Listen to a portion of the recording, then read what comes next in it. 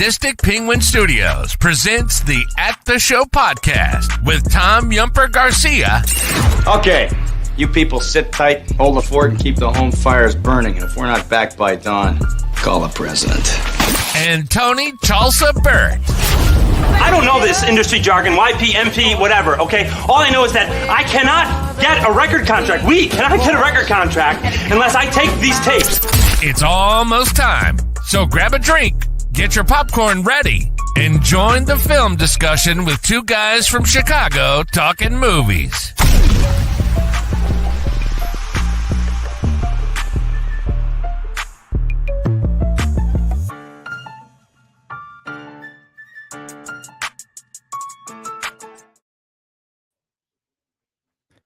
Welcome, everyone, to the At the Show podcast presented to you by the Sadistic Penguin Studios.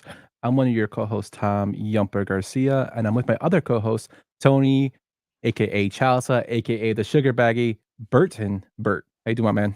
I am doing great, my friend. I am glad to be here. So am I. This week has sucked extremely, but I'm always happy to talk movies, man.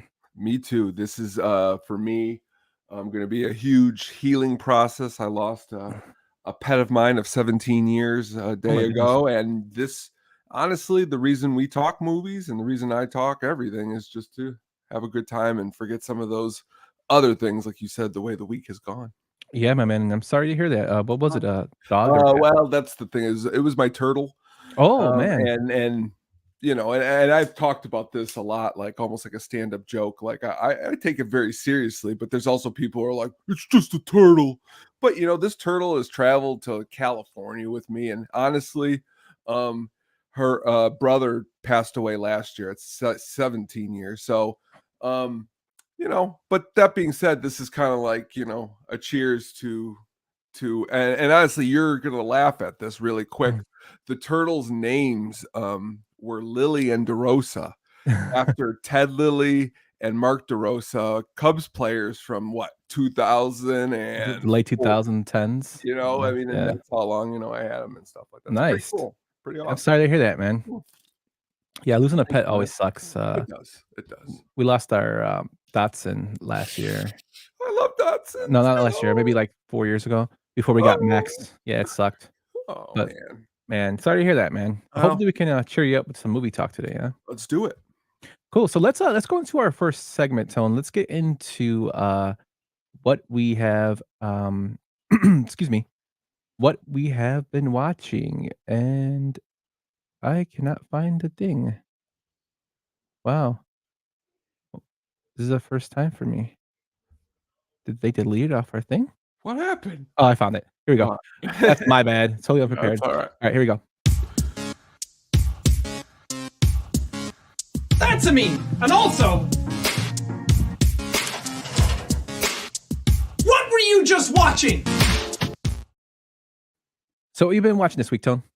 Well, this week, to coincide, which we like to do a lot here at the show, to coincide with what is coming up and what is happening, we have Dune 2 coming out this next week. So I went back and revisited Dune 1, or Dune, the Dune that was released a few years back, because the first time I watched it was not a fan. Second time I watched it, didn't make it through. This time I watched it, I'm in love. I can't wait. You say, let's go see it. I was like, yes. Sometimes that's how I am with movies. You know, the first time I maybe was sitting down and watching it, I might not have been in the mood or something, but just this last time I really took to it and I enjoyed it. What did you think of it? I really enjoyed it. I love the aesthetics of the film, basically the way it looked. I remember the older version, the original version. Doesn't really hold up too well, and it's not really a great film. I always remember that one being used for like clips of being made fun of. Father.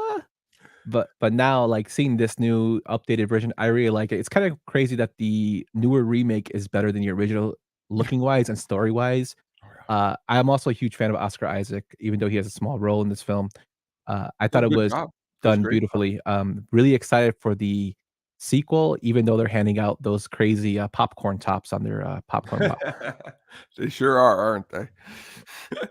And, Yeah. the second movie that I watched was a new one, The Last Voyage, of the Demeter, um, a newer horror movie that came out this last year, kinda set back from a long time ago.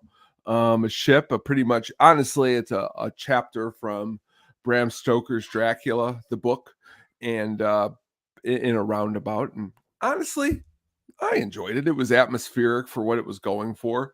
A buddy of mine watched it too. He said that what was his words is that he didn't care about he loved the vampire but didn't care about the people in the story. And that always makes me laugh because it's like, are you really looking to care about the people on the last voyage of the Demeter? Or are we just looking for a good old vampire movie? And it's I think it holds up for that. So have you checked it out yet? No, I haven't seen this one. Actually, I get a lot of my horror movie love from my mom. Her like favorite thing is Halloween. We watch horror movies with her all the time. She actually saw this movie. She says it was decent. I gotta check it out. It's on my list. I just haven't gotten around to it. Actually, I was it just went up on Paramount Plus, and I actually was gonna pay the $5 for it, but I was like, "It's on here for free now," so gave it a chance, and again, it's pretty much what your mom said. I mean, it's a good Saturday night, put your feet up.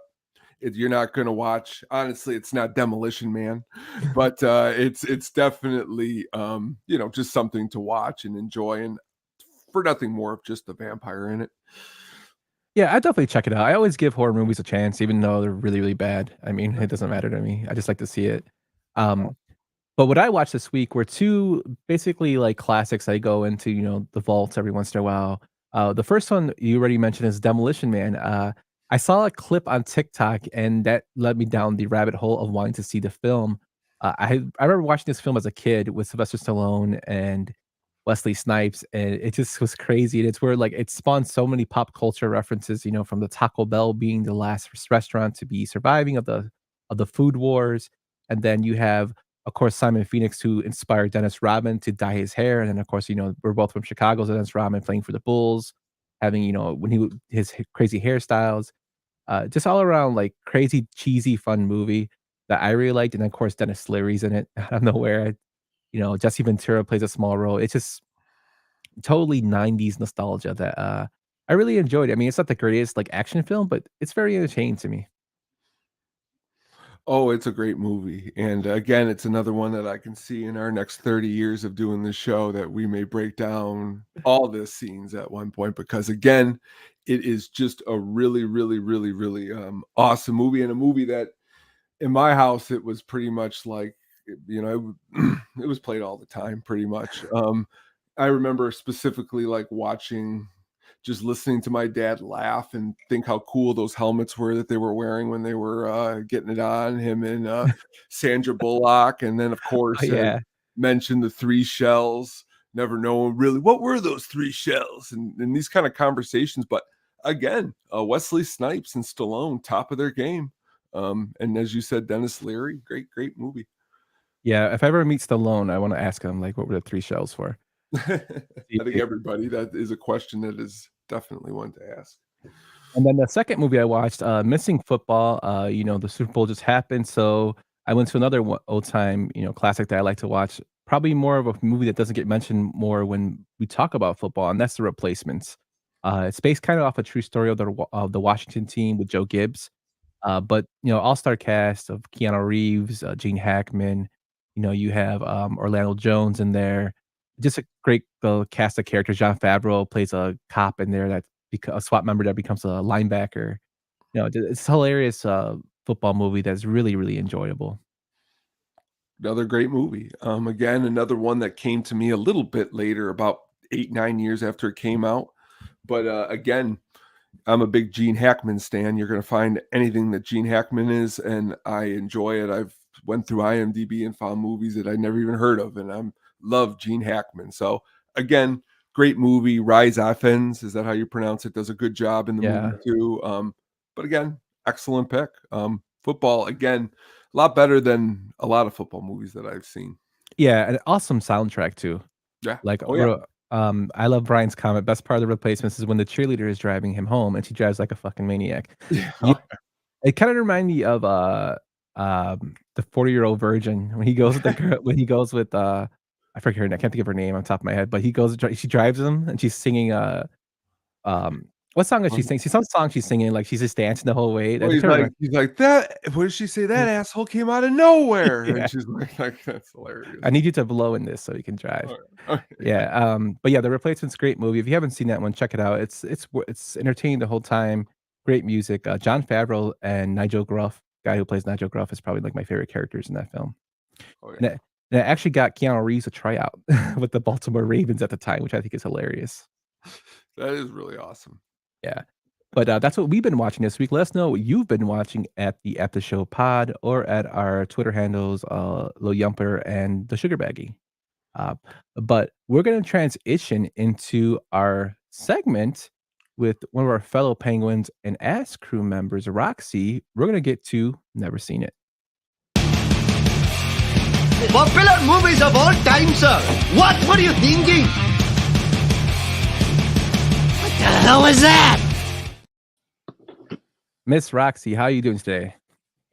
Hello, I'm doing well. How are you guys? And before I ask that, Tony, my condolences. Never, It's okay. don't need to hear the downplay of the animals. My friend had frogs. Well, and okay. Well, when the thank you. I frogs appreciate passed, that.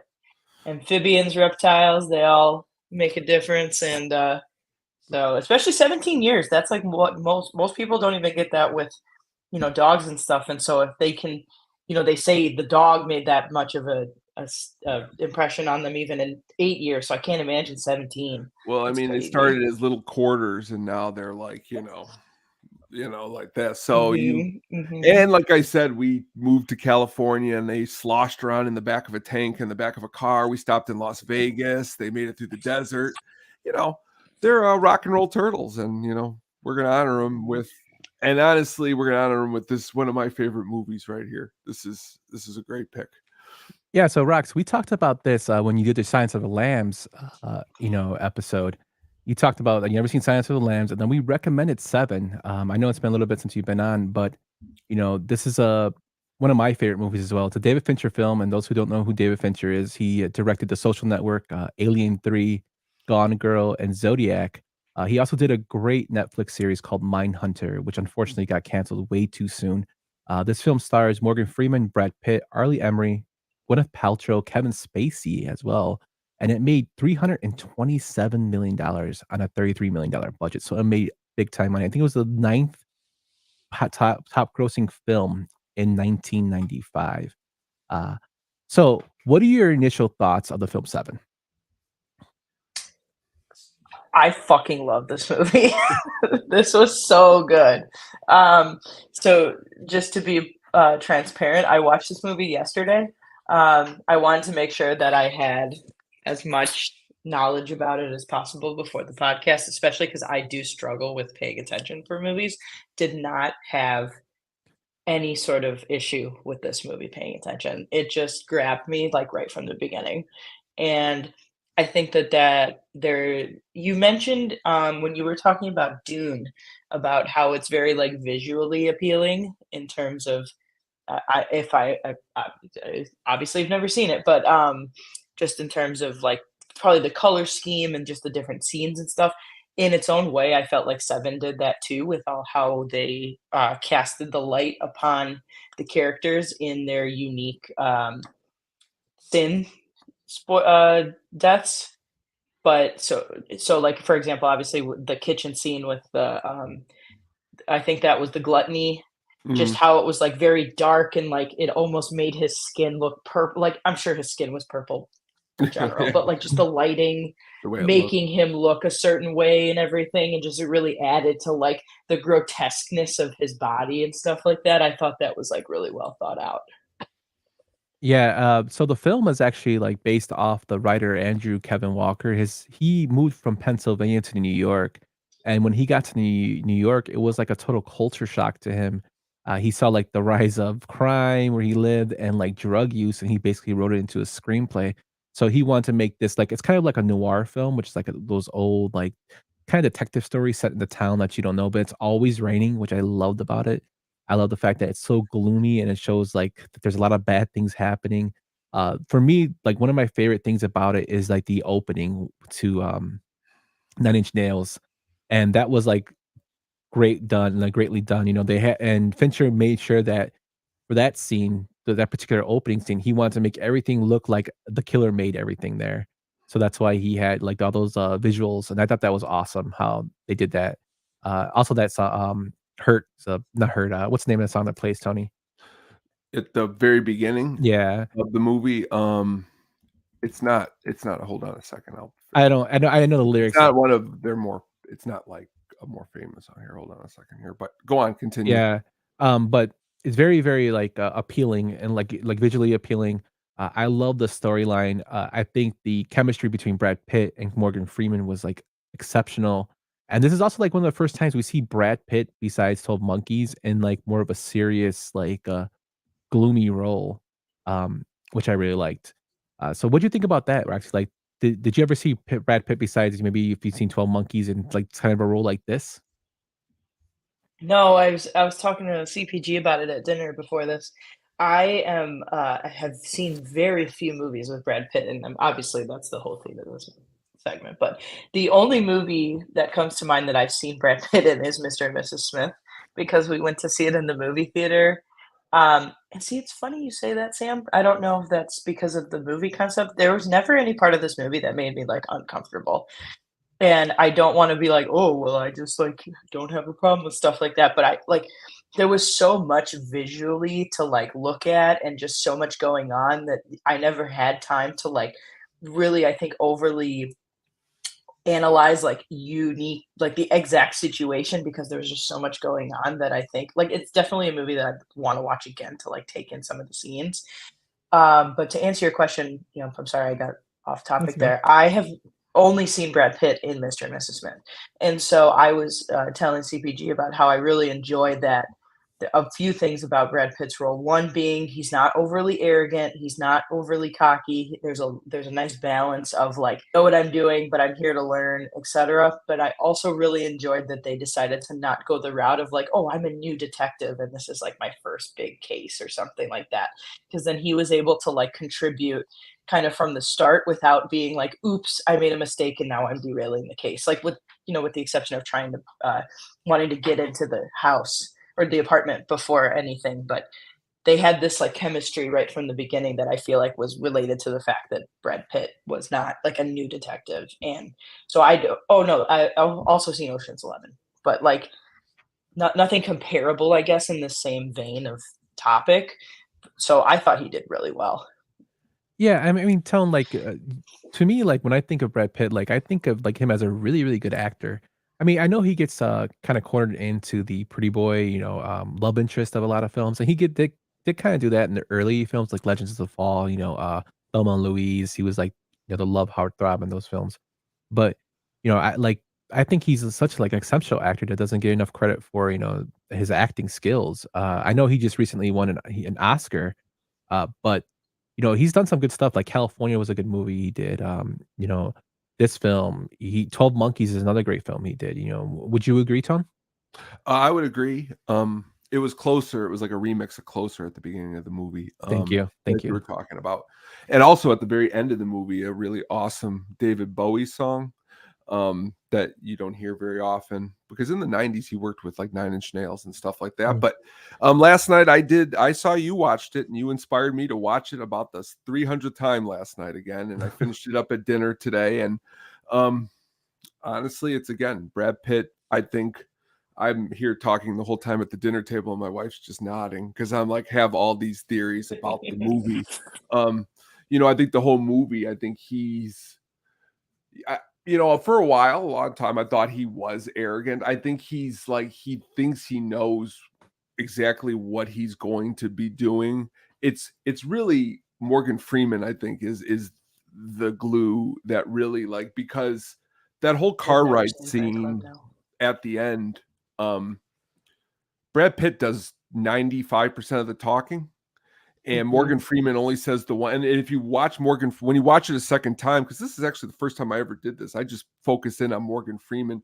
He's looking at Brad Pitt almost like he knows that we're leading down somewhere that we're not going to be able to come back from. And Brad Pitt, he is in that moment because he is the police officer and he thinks he has Spacey had, telling him, well, you could tell me pretty much anything right now and you're not going to get me. But that's how life is sometimes, is that you get into this cat and mouse game. And the movie is a top 10 favorite of mine. So I'm glad you liked it, because as soon as I heard you were going to be watching it, I knew that this was just for you. Yes, So- I am very glad that you guys suggested this. I enjoyed it. Like literally from beginning to end, I was like, this is great. So is there like a scene that you thought stuck out to you in the film?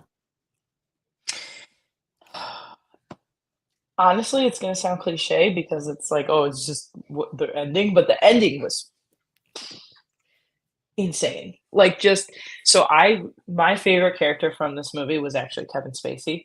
I'm not sure if that's unique or if you guys agree, but like Kevin Spacey in this movie was just like the perfect mix of intelligent, awkward, like quirky, just this he was playing a character that like super, like in my opinion, granted I haven't seen a lot of Kevin Spacey movies, but like that role, like he was just so good at it that like I think there's just something to it. It just fit really well into the dynamic of what he already does. So the ending, when I only got like spooked one time during the movie, and for some reason it was when that van was like absolutely flying down the street to bring, or the dirt road to like bring the box. For some reason I was getting like freaked out because obviously I didn't know what was happening. Yeah, And I was like, well, yeah. this is suspenseful. Like I didn't think anything was gonna happen like while the three of them were in the car or anything like that. But for some reason that van like gunning it down that street, I was like freaked out. Like my heart was beating. I was like, what's gonna happen? What's gonna happen?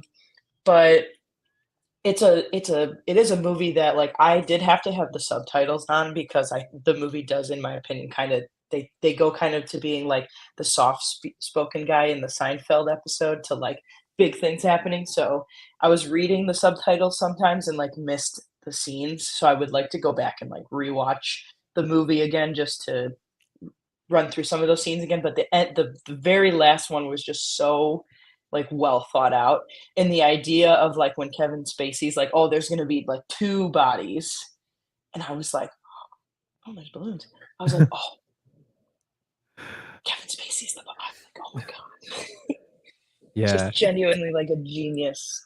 Like I would have never thought of that. He's great because like Morgan Freeman, when he does speak in the car, lastly before they get to it, Morgan Freeman says something about God, and then Spacey, instead of like being a jerk like he was to Brad Pitt, he goes, well, God does work in mysterious ways, and looks out the side of the window. Yeah, great. And it's cool too, because if you were to see this movie in the movie theater, promotional, nobody knew Spacey was in the movie.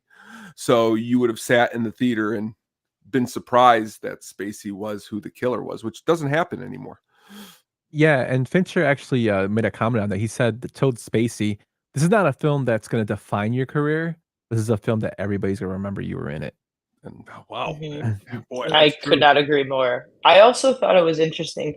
It took talking to CPG about it today too to understand that like it didn't occur to me that he wasn't actually like murdering them.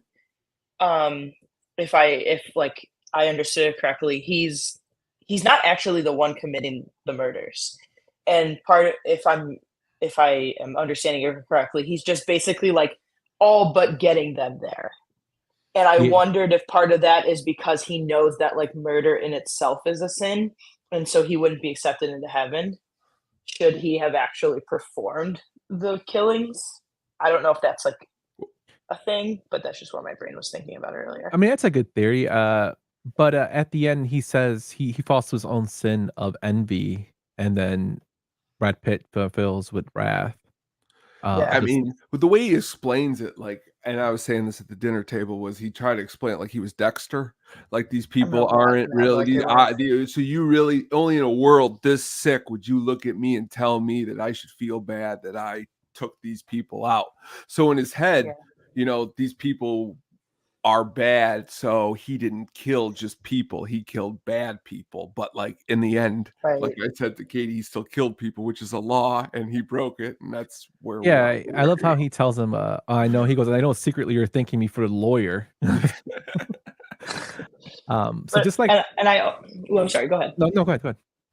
I was just gonna say I also had discussed that I was curious if he was in fact suicidal, but because he had just like such a grim outlook on the world, but also like I'm not religious, so this might be incorrect, but I think suicide in itself is also a sin.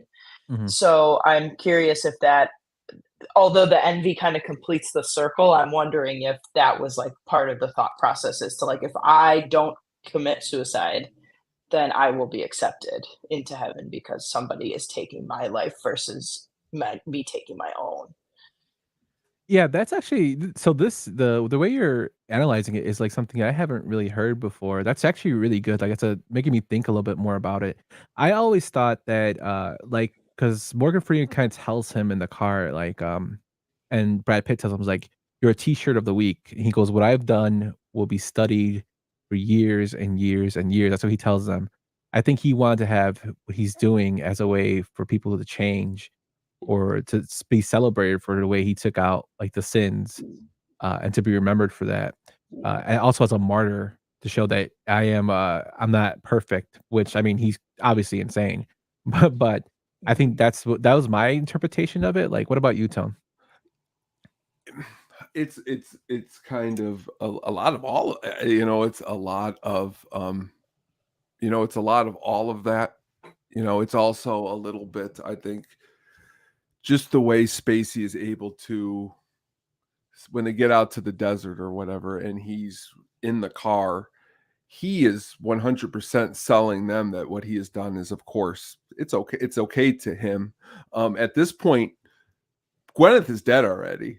Okay. Morgan knows what Gwyneth has been going through. Brad does not know what was going through. And that's why, if at any point Morgan could have tackled Brad and Kevin goes to jail, then Kevin doesn't. Kevin goes insane right there. Kevin screams. Kevin's going nuts because this whole thing is set up for that to happen. So if it doesn't happen, Kevin goes crazy. So like, and that's why the last line in the movie, actually the one that made me think the most, that Morgan says, he goes, the world is a great place.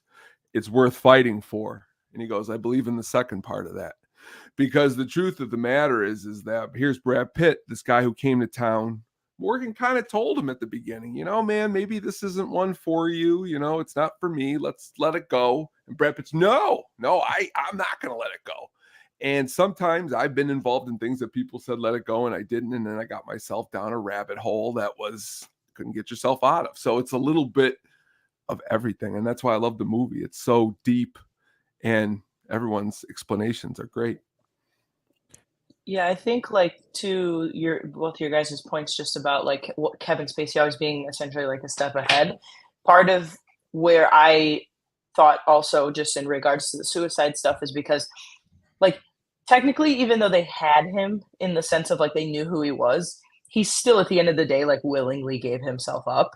And part of me is thinking that that's because he knew that he was just going to rot in a cell otherwise, and so this was his way of like completing the cycle, but then getting in off, like it's a three-way thing, like he's completing the cycle, getting into heaven because again he's being killed versus committing suicide, and then he's getting himself out of this world that he is borderline convinced is never going to change.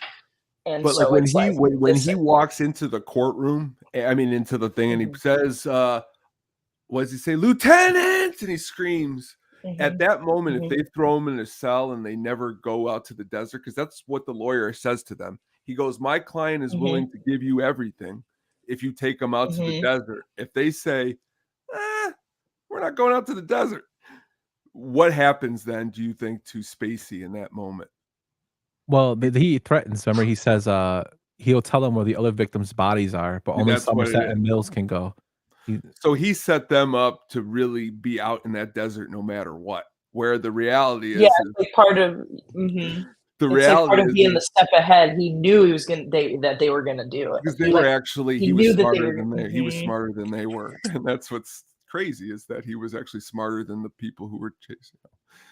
Yeah, it's so Well, complete. yeah, because the last like two were what? I'm sorry, Wrath and Envy. Was it Wrath and Envy? Yeah. Yeah. So like the envy part, I think, is like they were kind of envying, in my opinion, him because they were like wanting to solve the crime, but like they knew that they like the envy was that he was always a step ahead, and they wanted to try to get ahead of it, and so they were trying to like outsmart him while simultaneously falling right into his little trap, so they're just playing a game of like cat and mouse in that regard. But yeah, once the box came and I finally saw, because I've seen this GIF, obviously, of like what's in the box for like 10 years now. It feels like, because for context, and this is gonna age you guys, not me, but like this movie came out when I was 3 years old, and so like I'm 31 now, so it took me, I imagine you like in a however little, long. like a little. You're like in the theater next to me at 14, and you're like in this little like walker, and we're just like chilling, watching. Yeah. Oh, dude, my mom would have 100% let me see this. Like, my mom took me to see X-Men when I was like 7 years old because that's when it came out. So like my mom wouldn't have cared. She would have been like, if you're processing this and you want to be quiet, then you can go. But just so seeing it now, obviously, versus like seeing it like earlier in my life, I think that there's just a lot of stuff that I would have missed if I would have seen it earlier. So I'm very glad to have seen it at this point. And I don't know if I'm jumping ahead. I was very content with like, if I don't ever watch Silence of the Lambs again, I very much enjoyed it, but I'm content with not watching it. And I would genuinely watch this movie any single like instance of somebody being like, do you want to watch Seven? I'd be like, fuck yeah, I want to watch Seven. So it was very good. It's pretty amazing because it literally, I don't even want to jump to conclusions, but it's immediately, I'm like, I wish I was in the room when you were watching this movie, because again, the movie oozes, like you said, it draws you in. You can't stop watching it. Silence of the Lambs is a great movie. Don't get me wrong. I've watched, but it doesn't play like this. It doesn't have that lasting effect for me. So I definitely agree with what you're saying.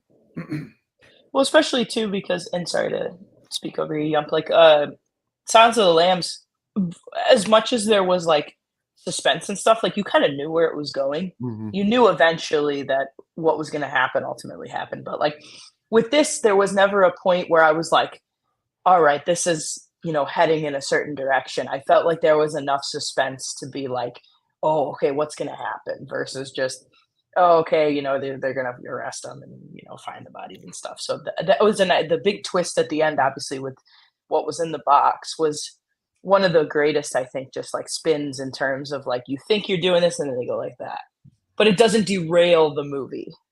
It just feeds right into the whole thing. So I thought that was really, really intelligent what is the director's name again? David Fincher. Something. David Fincher. David Fincher, and he directed Fight Club, right? Didn't he?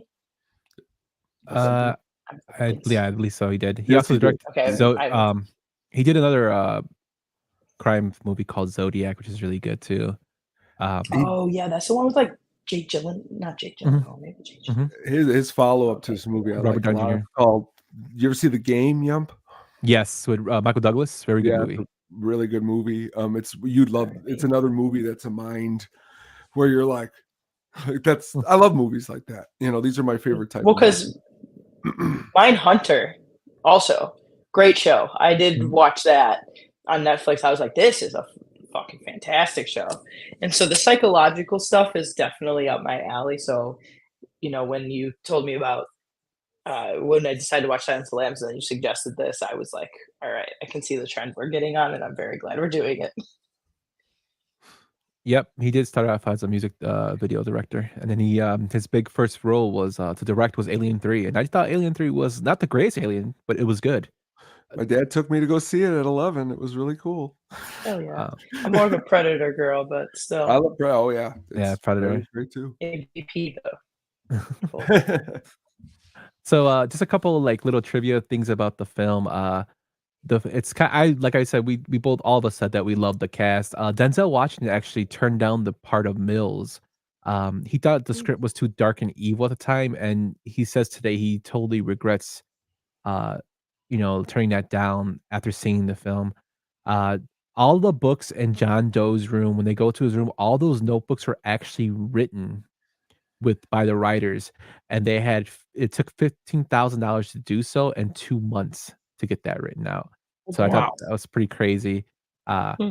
and, just some more casting news. The roles of Mills and Somerset were actually, when Denzel Washington was attached to the film, was going to be Al Pacino Oh, jeez. Oh God, as, I don't know about that. Somerset and Denzel Booyah! Washington as Wills. I can't see them playing it. I know Al's, like, comes up in a lot of roles in the '90s and some. I think, Morgan Freeman's demeanor was probably the better for the film. You know, Mhm. I agree. Sylvester Stallone actually turned down the role of Mills, and I can't see Stallone playing it or even Robert Duvall playing Somersault. Ugh. Um, I thought it was crazy that Guillermo del Toro actually came out later and said that he was offered the chance to direct this film, and he turned it down because said he's a romantic.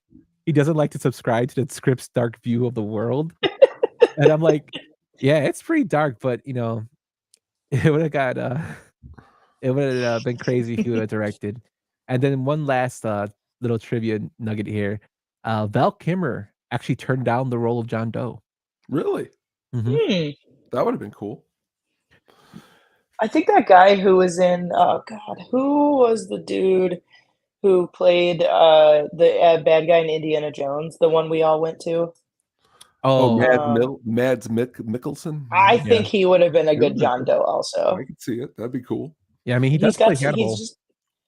he's just got this like mystery to him that I think is Great would have been actor. good for this role. Mhm. Um, I'm a fan. so Rox, you already said this film was better than Science of Lambs. Did this film make you wanna, like, kinda explore similar type of psychological thrillers like this? Oh yeah, absolutely. I mean, I don't want to go like Parasite level psychological fucked up shit because I did watch that. That movie. I had to like take a lot of breaks. That was the first movie I've ever watched where I had to like legitimately pause it and like go outside and like get some sun and pet my dog.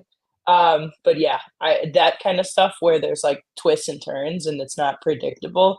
I love that kind of stuff. So this was a good start if that's kind of the gist of or the trend you're going with. Cool, so if you wanna stick with psychological films, Zodiac, we can recommend to watch. Identity is another great. It's not, Identity is a good one. it's not as, deep as this one, but it's a good film with John Cusack and Ray Liotta, uh, about these people who go I to a like motel and people just start dying off. It's a really good. It's not scary, it's more psychological film if you wanna check that one out. Mhm. And then people are pushing for you to watch Fight Club. That's understandable. That's I another am psychological film. I'm good with any of that. I mean, like a good psychological film that I also watched in kind of the same, more so because Zodiac, Jake Gyllenhaal was in that. I like Prisoners with Mm, Oh, it's a because great Hugh Jack. movie. yeah. Obviously, if Hugh Jackman's in it, I'm going to watch it. Did you Um, watch that, you I said? did. I did. Yeah, Did you like that one? I did. I That's a saw it in great movie. theaters, so it's been a Oh, while. awesome. But yeah, if Hugh Jackman's in it, my butt's in a seat in the theater. I don't care how That's much the the ticket same director costs. as the Dune director. It's the same Oh, no director. Mhm. shit. That's Pretty awesome. cool. Yeah. And honestly too, like, even though it's not intended to be in, like, this more, like, suspense kinda thing, The Prestige, I think, also has that Oh, same kind that's a It's a of good one. great film. very good film. Like, I think, him and Christian Bale do a fantastic job, and I also think David Bowie did really well in that as well. Very good. But yeah, any of those, I'm down to watch Fight Club. I mean, maybe what if this is just shooting from the hip here. I know Fight Club might win, but maybe we can do a Twitter poll and let Twitter Sounds decide. good. Sounds good to Okay. me. Cool, yeah, we can put that out. So, We'll put it out after the show today. but maybe we'll throw in like a mystery fourth one so that there's like a little bit of I'm totally just like making things up. It's Mhm. your show, and I'm just No, like, no, no, hey, no. let's do this. But because most people are going to vote for Fight Club, in my opinion, but I would like there to be maybe like one other movie that would make Fight Club a little harder to pick from. Oh, I can come up with Um, one of those. Yeah, but I'm down to obviously like whatever, but I think Don't put maybe words. some of that let the fans watching the show, the subscribers pick something, go Sounds from good. there, if that works for you guys at No, least. I like it. Yeah, don't put Whiplash over. Sam, you just gotta watch Whiplash, man. I know. I think you want to watch it. That's why you keep pulling on your I've playlist. told you to watch it the last 4 times, and you haven't picked it one time, and it hurts my feelings. You just gotta watch Which it, man. Whiplash, It's with what's his Miles name? Teller, Miles Teller Whiplash. and J.K. Simmons. J.K. Simmons, who looks like my father-in-law. Like just, they look. Really? I gotta Yeah, meet him. That's yeah. amazing. That's funny.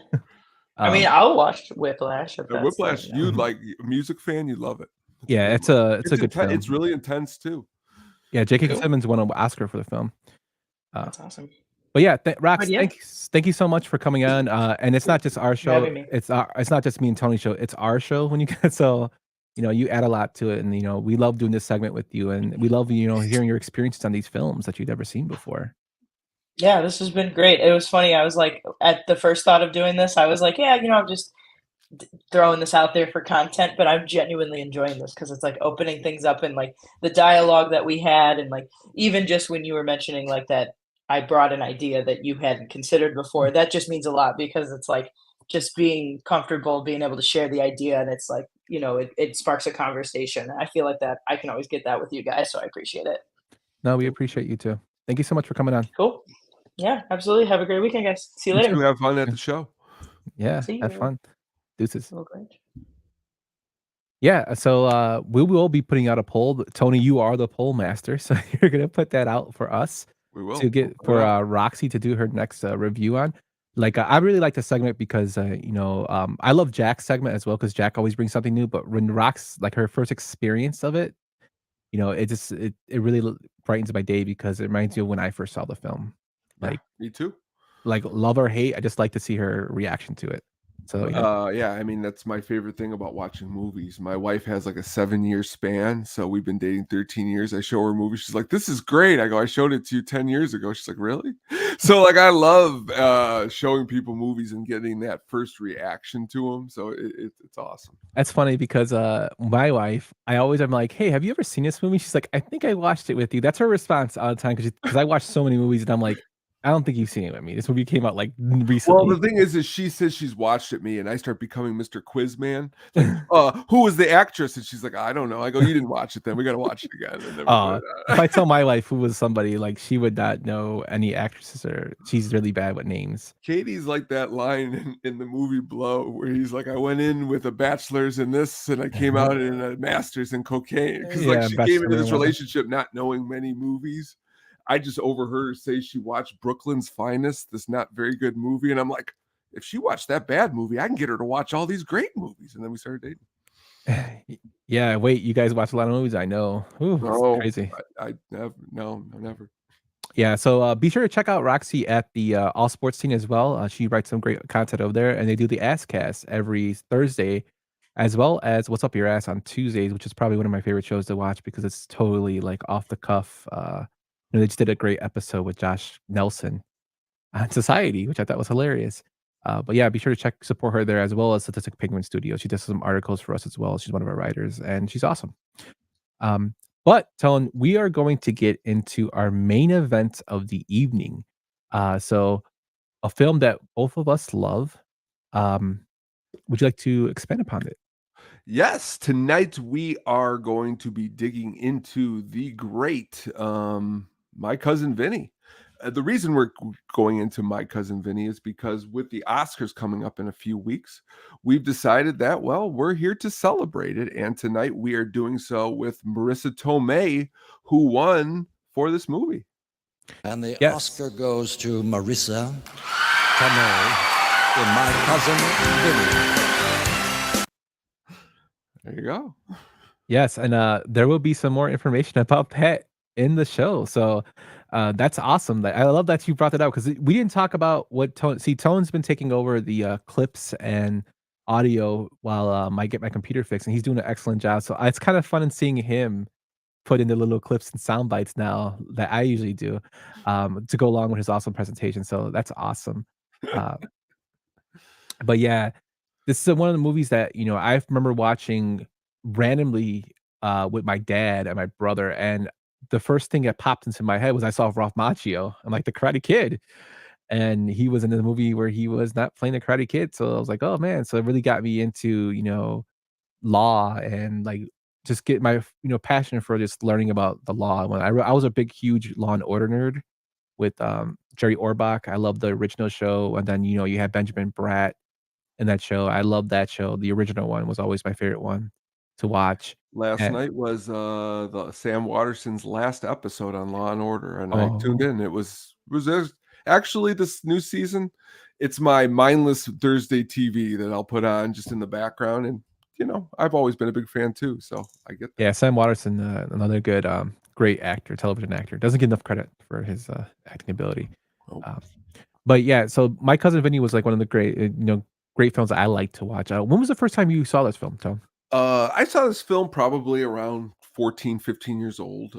It was a couple of years after it came out. But again, Marissa Tomei, I at this point have seen someone earlier had brought up on the Twitter a movie called Untamed Heart with her and Christian Slater.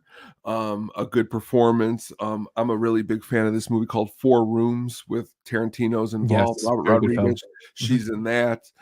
She's in a lot of stuff that I enjoy, and I wanted to tune into this because Joe Pesci's someone else I love, and I grew up in a Munsters house. So Fred Gwynn, you could sign me up for anything that he's in, and it was great. It's a great movie.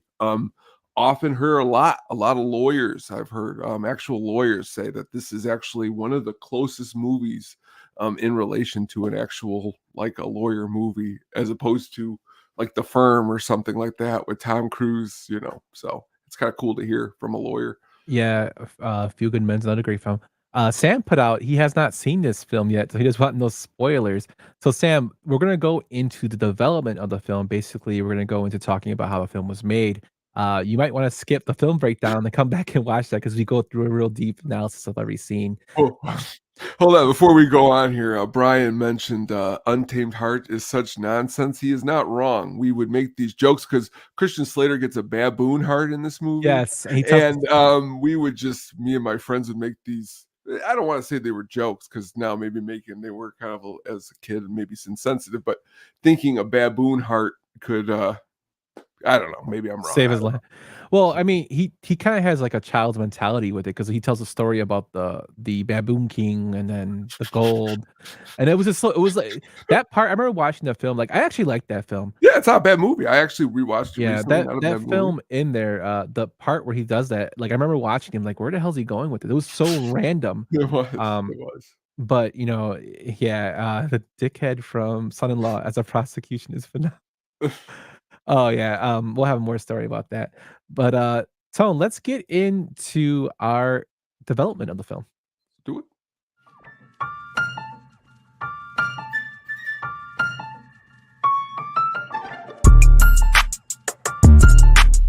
In my thoughts, I use the technique of positive visualization. So the film was actually written by Dale Launer, and he came up with the idea for the script. And he was talking to a man waiting for his bar exam results. He was a student in college, and he happened to walk into a room and saw a guy waiting for his bar exam results. He told ABA Journal in 2012. In the very early 70s, I met a guy who had taken the bar and was waiting for the exam results. He asked the man, what would happen if he didn't pass? And the guy basically responded, he would take it again and again until he eventually passed. So he asked him, what's the most time somebody has taken and failed and finally passed? And Lana remembers the guy saying 13 times. And he says, I always thought that a guy who took the bar 13 times, or girl who took it, is probably out there practicing law in some capacity. Now, would you feel if somebody suddenly you learn that the guy is your lawyer or woman is your lawyer? What if you've been accused of a crime and clearly you have what appears to be the worst lawyer in the country? And that kind of spawned his thinking of creating a film based around it, a screenplay based around it. Now, Launer did have some success doing Dirty Rotten Scoundrels previously, and this was just something that was his pet project on the side that he thought of earlier and decided to develop more. To research the script, he decided to take a road trip through the South. He started off in New Orleans and then went through Mississippi and Alabama. This trip added a lot of material to the film. His car got stuck in the mud. Grits was on every single meal that he ate down there in the South. Even owls screeching at night that were, some experiences that he was having. He even went to the district attorney of Butler, Alabama, Doug Null, and wanted to learn everything about the law. He learned you didn't learn criminal court procedure from law school at the time, as it is taught to you by the firm that you're hired on by, or you learn by going to court yourself. Now, shout out to Celeste Spaghetti because she's our, show lawyer, and I wanted to see, is this still taught this way? Where you learn procedure outside of the actual law program. And she told me that today some schools require you to take criminal procedure, while some others require criminal law. She goes, but most of the lawyers she's spoken to have taken criminal procedure as an elective. So that's more of the thing that's going now that it's offered. While I thought it was kind of crazy that at the time he said that criminal procedure wasn't offered by the schools and you had to learn on your own or by the firm. That's kind of crazy, right? That is really crazy. Really, really crazy when you think about it. Yeah, so that's just strange. This inspired, of course, the Vinny character not knowing criminal court proceedings, and as we learned later in the film. Lauder wanted to learn as much about the law as he could. That's why he was doing this trip. That's why he was meeting with Doug Null of the attorney of Butler, Alabama. He wanted to learn so much that he could just weave it into his script. He also was a huge fan of Sam Kinison, which I thought was funny when I did research for this. And Sam Kinison, if you guys don't know, is a comedian that used to be known for screaming into his mic and his jokes. His probably most predominant role is probably in Back to School as the history teacher, Professor Turgerson. That scene where he just goes off on the girl for Right. Vietnam, her answer to Vietnam makes me Yeah. laugh. Also another comedian that died too soon by a car accident. But he was also known for going back and forth with hecklers, and he wanted to write this aspect into the main character of Vinny. The Mona Lisa character, played by Marissa Tomei, and her relationship with Vinny was inspired by two friends who were in a relationship, and they always had fiery exchanges that Launer kind of just picked up on and incorporated to his script. So it's inspired a lot by his experiences that he had going through, life, which I thought was pretty funny. After finishing his research trip, it took him about 6 weeks to write the screenplay. Since Launer again had wrote 30 Rotten Scoundrels, and that was a hit at the time, this was destined to get picked up. 20th Century Fox picked this up, Tone. And upon having a meeting with President Roger Burbam and Vice President Riley Ellis, Lauder spoke of his experience to Rolling Stone. He says, I remember my first creative meeting with Roger Bilbam, who was a president of Fox, and Riley Ellis, who was a senior vice president. I remember word for word how Roger started the meeting. Good work. Very funny. Good work. Do you think you could cut out the character of Lisa out of the movie? She has so many great lines. It'd be great to give those to Vinny, since it makes her look smart.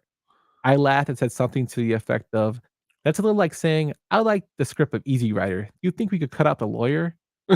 Roger, you just pointed out the best thing in the script. What do you think about that, Tom, that they wanted to cut out Mona Lisa? Again, it's I hear a lot more of probably honestly, I could be wrong, but it seems like a lot more of probably this is going on now than it did. Luckily people got to fight back then and luckily the character stayed. But if she's not in this movie, I mean, it's obviously it's like 50% is good, because she's not in it.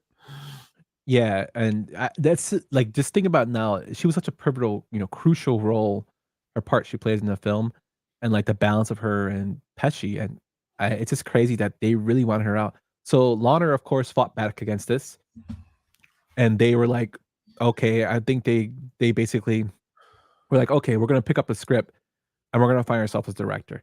So the rumored director to have started this was Danny DeVito. He was supposed to star and direct.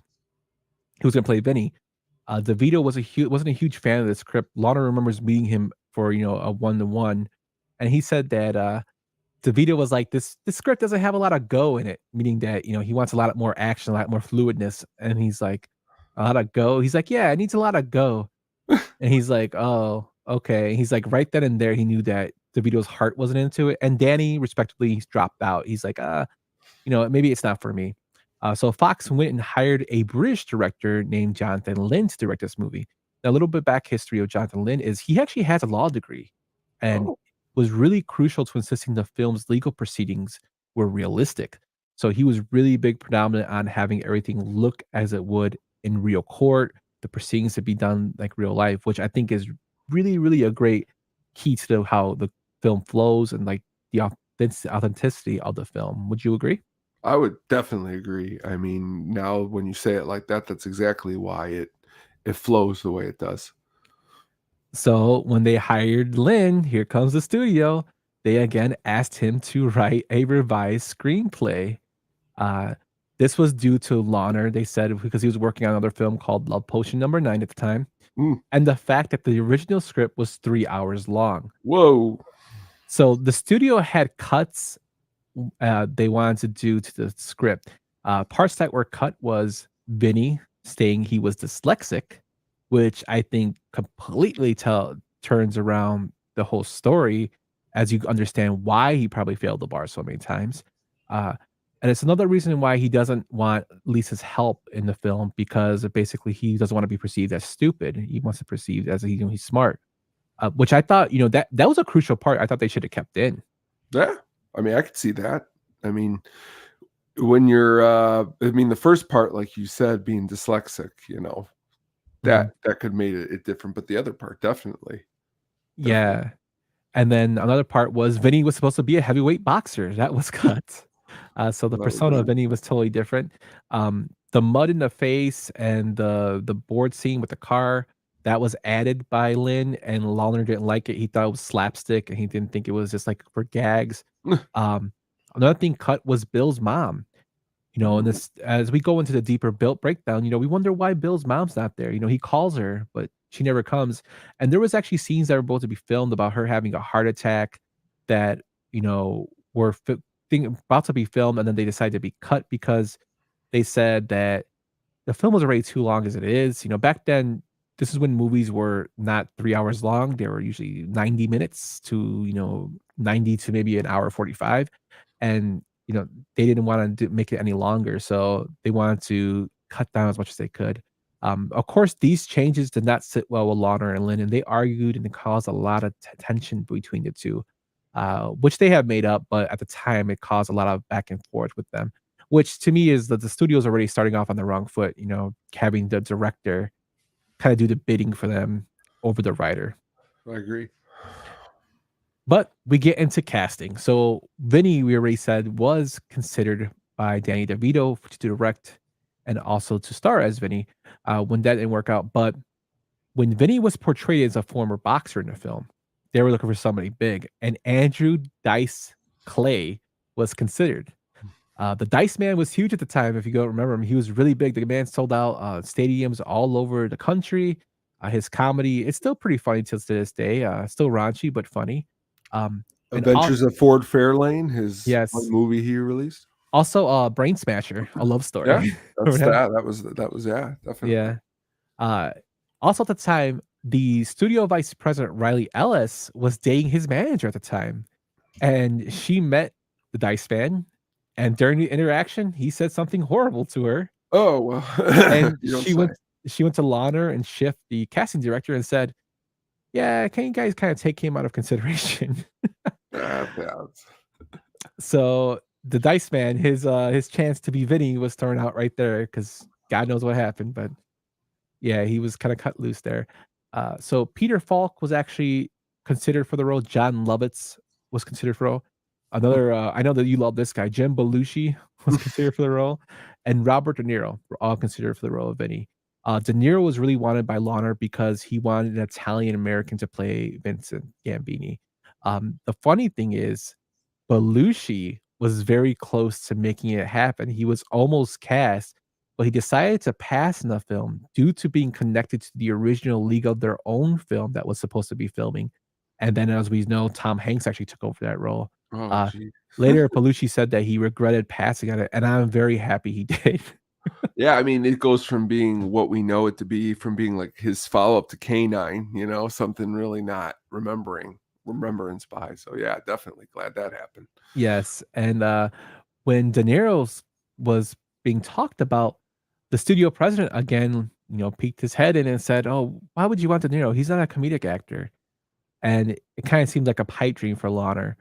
So when they were balking at him doing the role, Launer and Schiff, the casting director, decided, let's start turning our attention to maybe Joe Pesci. Pesci had just come off Goodfellas. Well, he was actually still filming Goodfellas, but he just came off Lethal Weapon 2. You could do comedy. Casting director David Rubin loved the fact that Pesci could play a tough guy due to his roles in Raging Bull, Goodfellas, and Once Upon a Time in America. And he also loved that he did comedy movies like Home Alone and the Lethal Weapon series. Easy Money. Yeah, Easy Money. Pesci used his inspiration for Vinny for Friends of the Neighborhood, from Friends of the Neighborhood. So a lot of the stuff he got as Vinny, the portrayal, is from his friends in the neighborhood, which I thought was pretty cool. So we have our Vinny. Vinny is set. For Bill, this made me laugh doing research. Ben Stiller auditioned for the role. Oh, Lord. Ralph Macchio's agent sent videos in for the role as for him auditioning, and Lynn loved it. Jonathan Lynn was a big fan. He wanted to work with Ralph, but the studio thought Ralph was kind of old news. They said, that's the Karate Kid. We're in the 90s. He shouldn't be doing this, which I thought was pretty funny because he's having a resurgence as the Karate Kid Cobra Kai, which I think is hilarious. And eventually, it worked out to where he was cast. Stan, his friend, Will Smith actually auditioned, but Mitchell Whitfield had a great audition as well. So it was between them two. Mitchell Whitfield will go on to say this is the only role he beat out Will Smith for, and probably the only role he ever will beat out Will Smith for. Eventually, they decided to go with Whitfield, and I thought this was very interesting because the original thought was, even though Stiller didn't have a great audition, they were still considering pairing him and Will Smith as the roles of Stan and Bill. The casting director thought, casting an African American as an unjustly arrested man in a deep South would kind of change the tone of the film. Hence the reason Smith and Stiller weren't cast, because he's like, you have a Jewish man and an African American man. We're trying to make a comedy. We don't want it to make serious, because that's kind of like a serious tone. So they kind of pulled back on that, which I understand why. They also said, they didn't want to put too much pressure on Will Smith. He was a great actor, but they didn't want to put too much pressure on him to have to carry the load of trying to make his film as a comedic film instead of a more serious film, which I thought was pretty crazy. For the role of Jim Trotter, Mr. Trotter, Lane Smith was automatically cast because he resembled the DA Doug Knoll that Launer has spoke to. And the funny thing is, when I was reading the interview Launer was talking about, he said when he was talking to Doug Knoll, he thought in his mind, man, this guy really, really reminds me of Lane Smith. If I make this movie, I'm casting Lane Smith. So he automatically was, in like sin, as they say. For the public defender of John Gibbons, who is probably one of my favorite parts in the film, they went with Austin Pendleton, who at first was really hesitant of taking on the role, due to the fact that he had a real stutter in real life. And when he was reading the script and saw his character stuttered, he was kind of uncomfortable that he didn't want to be typecast. He wasn't an accomplished actor, but they took him out to dinner, and he said after the second bottle of wine, he's like, all right, I'll do it. Let's do it. And unfortunately for him, he was kind of typecast for a little bit. But he's still acting. He just did a play, Steppenwolf. He's 83 years old, just did a play last year for Steppenwolf, which is pretty crazy. But yeah, he's magnificent in his role. For Sheriff Farley, we went with the great Bruce McGill. Bruce McGill is actually a golfing partner and buddy of Joe Pesci. And when Joe Pesci was cast, he kind of had final say on the casting. He said that he went to go golfing with Pesci, and Pesci's like, by the way, I told him you got the part. I signed off on it. And he said he got on one knee and kissed Pesci's ring and said, "Thank you, Godfather." And Pesci's like, "What the fuck are you doing?" Like, he said, so it was like a joke between them two, and he cracked up about it. Bruce McGill should have got a supporting actor nod for Last Boy Scout. Oh, he's great though. I mean, he blows up to the beginning though. I know that's just their little back and forth. I mean, but to be fair, what movie was it? Gary Sinise got one for The Green Mile, and he just sits on the porch for like 10 minutes, and those are kind of those throwaway, I know. No, but I like Bruce McGill. I think McGill's amazing. He's actually in the new Reacher series in the first season. He sure is. Yes. He does a great job in there as well.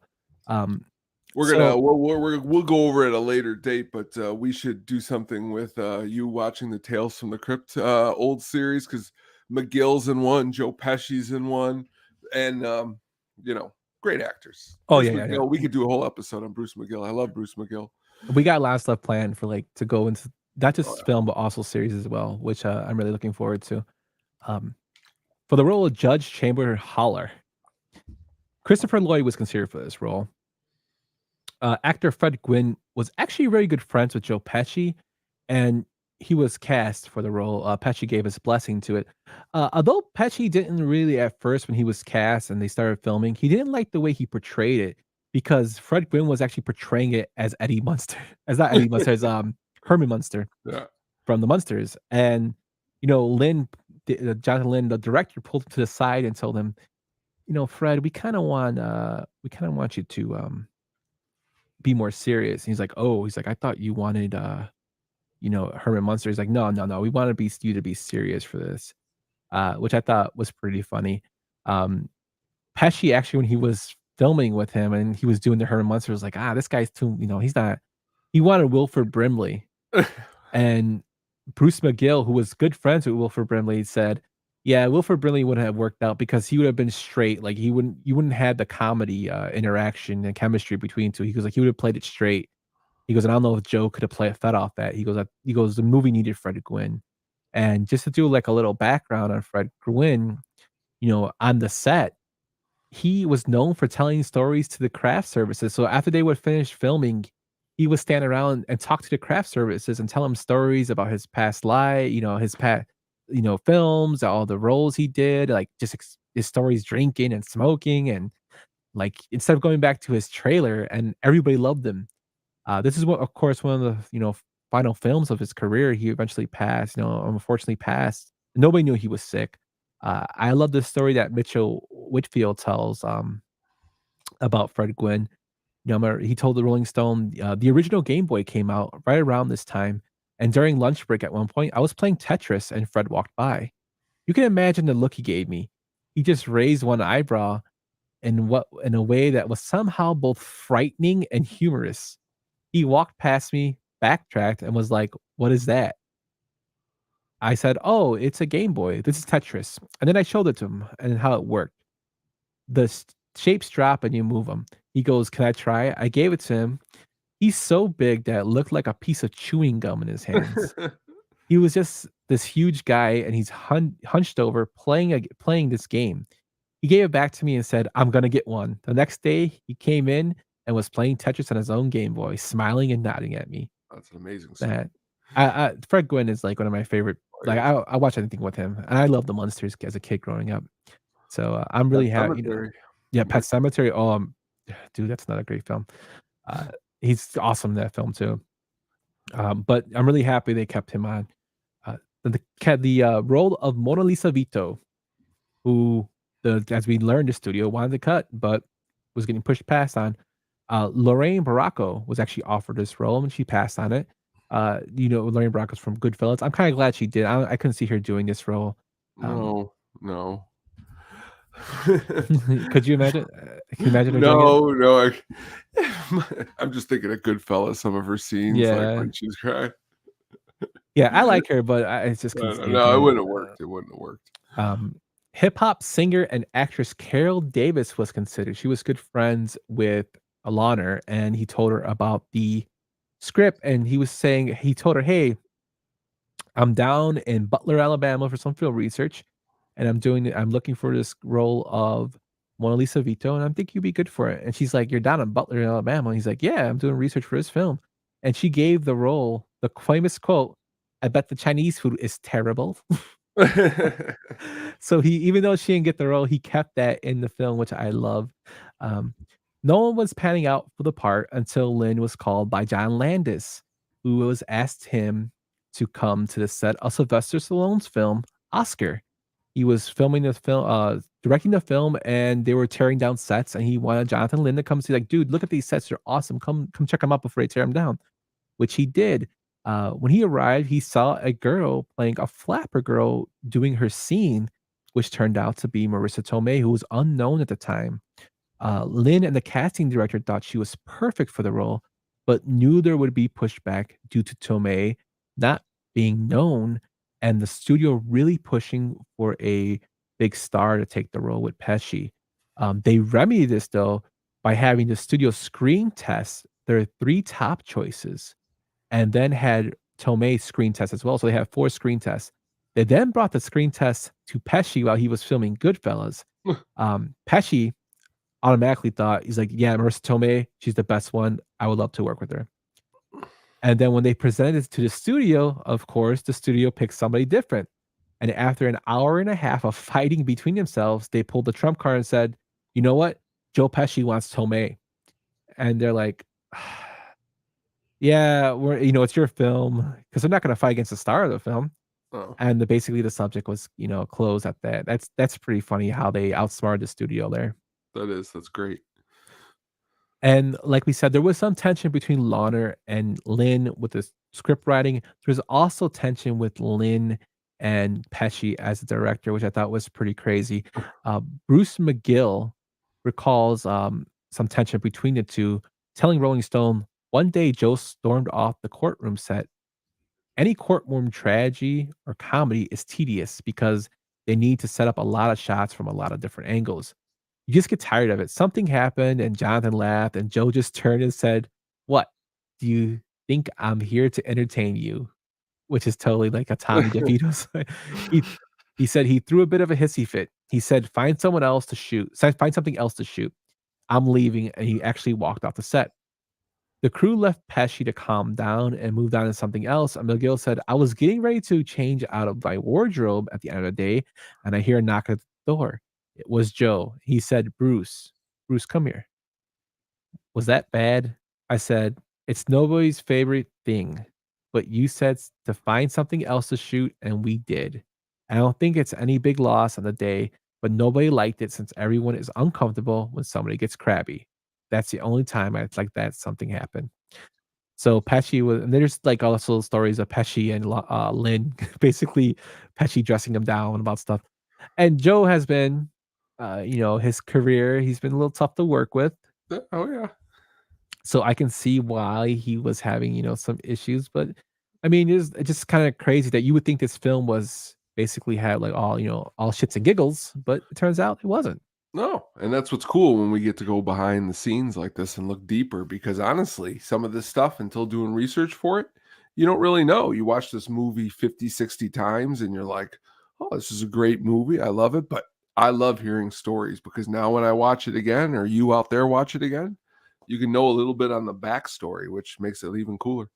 Yeah, and I love Bruce McGill is actually a wealth of knowledge on this film. He actually says, precursing pretense to this story, he says Hollywood is not like this magical place everybody thinks it is. There's a lot of tension that are on sets, and that's why he explained what happened here.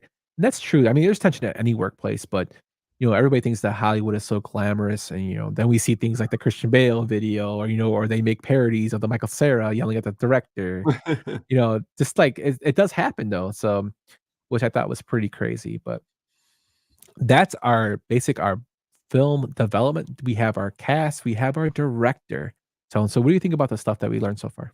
Like I said, we are digging deeper and we're really seeing the pieces coming together for this movie. I mean, again, you're mentioning earlier some of actors that could have been a part of this movie that honestly, and trust me, huge Wilford Brimley stan, love Cocoon, love The Thing, love him even in Family Guy for a couple times. They make I just again gives a different tone of the movie.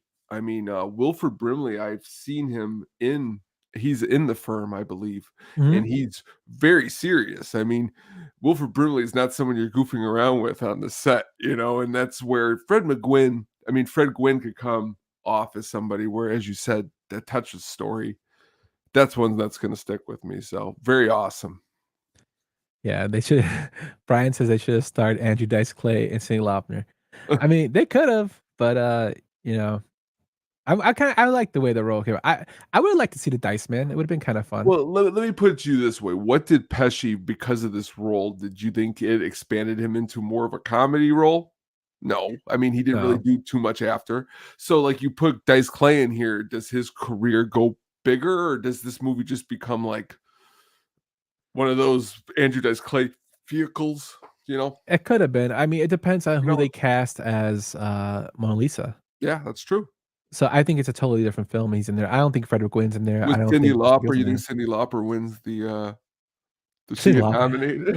No, I love Cyndi Lauper, but I don't think she does. But that's our film development tone. Let's get into our film breakdown.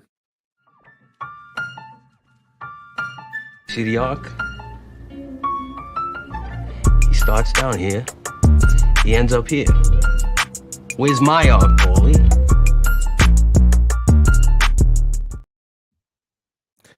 So the two yutes. Two what? I love that scene. The film opens with a drive down to Alabama. We see Ralph Macchio and Mitchell Whitfield driving as their characters of Bill and Stan, and they're driving down, listening to Way Down South, which, like, this is another film that comes out with them driving. With the last film we reviewed, La Bamba, had the same thing. And I love these driving, like, it must have been something in the 80s and 90s, these driving, like, introduction scenes. I love how they're driving down, they're listening to music, and you just see, like, that landscape of the town and Great. countryside. Yeah, and then Way Down South's a great song too. Uh, they then go into a grocery store called the Sack of Studs, and they buy groceries. One of the main culprits of the scene is that they are looking at prices of groceries, and they're looking at beans.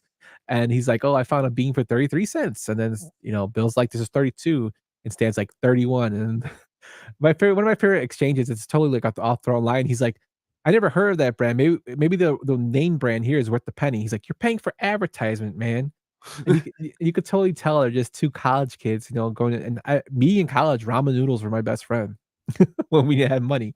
So, to go out and eat lavishly. Uh, Ramen noodles were like the best, but I could totally relate to that, how they're trying to save money.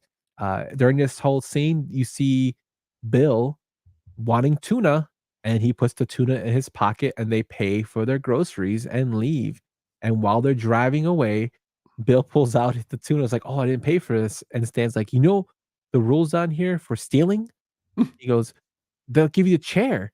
And he's like, "Well, what's the what?" He's the chair. He's like, "Yeah. Do you know the death penalty age down here?" He's like, "What, like 16?" He's like, 10. And they start joking and laughing, but they are pulled over by a cop. And that, to me, like, when I was watching this film for the first time, I remember it was pretty intense how the cop pulls him over with the shotgun, and they're like, "Holy shit, for a can of tuna?" And we find out that, they go to the lineup, and that's what Stan says. "All this for a can of tuna?" Like, "Quiet in there." And we find out that the clerk, Jimmy Willis, was actually shot. So Tony, I want to ask you about the scene because it makes me laugh when Bruce McGill is looking at the body, and then they hear a call, "Oh, we might have a confession." And he walks out, and the lady comes up to him and says, "Oh my God, I heard they shot Jimmy Willis." And his like light is, "He's dead." She's like, "Oh my God." Like, just that whole interaction. What do you think about that? It's again, it adds to the hilarity of the movie. Just you doing it actually right there made this whole show. I loved your impression. It was great because that's exactly what it was. And yeah, I think it's ridiculous is what I think it is. But for good for the movie. Yeah, it just shows like it was completely out of there. But we then cut to the questioning scene. And I love how they take different aspects of the crime. Bill and Stan believe they're there for stealing tuna, while Farley is there investigating a murder. And I love the line of questioning. I love how there's confusion. It's really, really well done. How they're like, "Well, why'd you stop him?" And Stan's like, "He's my friend."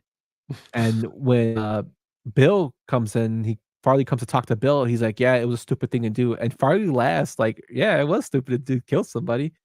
And he says, you know, um, he goes, "But I want to let you know Stan didn't have anything to do with it." And Farley tells him, "Did he try to stop you?" And he goes, "No." He goes, "Did he plant with you?" And he's like, "No." He's like, "But he didn't try to stop you." And he's like, "No." And he's like, "Oh." And he writes something down. And he goes, "Oh, it was that bad?" He goes, "Oh, aiding and abetting." He's like, "Aiding and abetting?" And he's like, "Yep, it's some serious stuff." Which And then he asks them, when they're going through the confession, he's talking about how they came down from NYU, and he's like, "Okay, okay, okay." He goes, "The can of tuna." He's like, "Yeah, the can of tuna." He's like, "Did you catch it with the tuna?" And he's like, "No, he didn't." He's like, "Well, what happened?" He's like, "We paid for our groceries and we left." And he's like, "At what point did you shoot the clerk?"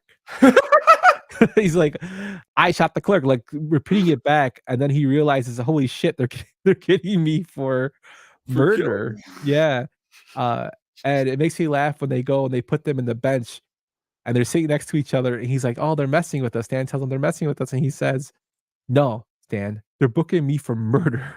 They're booking you for accessory to murder." He's like, "God damn it."